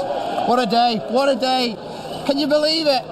Think about 12 months ago where we were and just how far we've come in that time. It's one of the over stuff, mate, it really is. Highlights? Highlights, all of it, I think. I think today's up there without a shadow of a doubt, but it's been brilliant, mate, it's been brilliant. I'm looking forward to next season. What are your expectations and next season? Dreams? Well, I think we might be pushing it going up, but I think if we stay in that league, I think it'll be job done without a shadow of a doubt. Without a shadow of a doubt. And will you be getting Gary Lowe back on board? We'll be doing what we can, mate. Make sure you do. Cheers, Andy. Nice. Alright, thanks a lot. Cheers, mate. Is it alright doing the short one? Yeah, that's perfectly fine, mate, yeah. It's a logo together. Neil, come on, fella, don't be shy. Scott, you alright, mate? Oh, you okay? I'm very well, but I suppose I'm not as well as you at the minute. Ah, mate, so happy, it's a joke. It's seriously, like I just said to the lads, they're like, we just won a league, like we won it as a group of mates, like, so like, I'm really happy.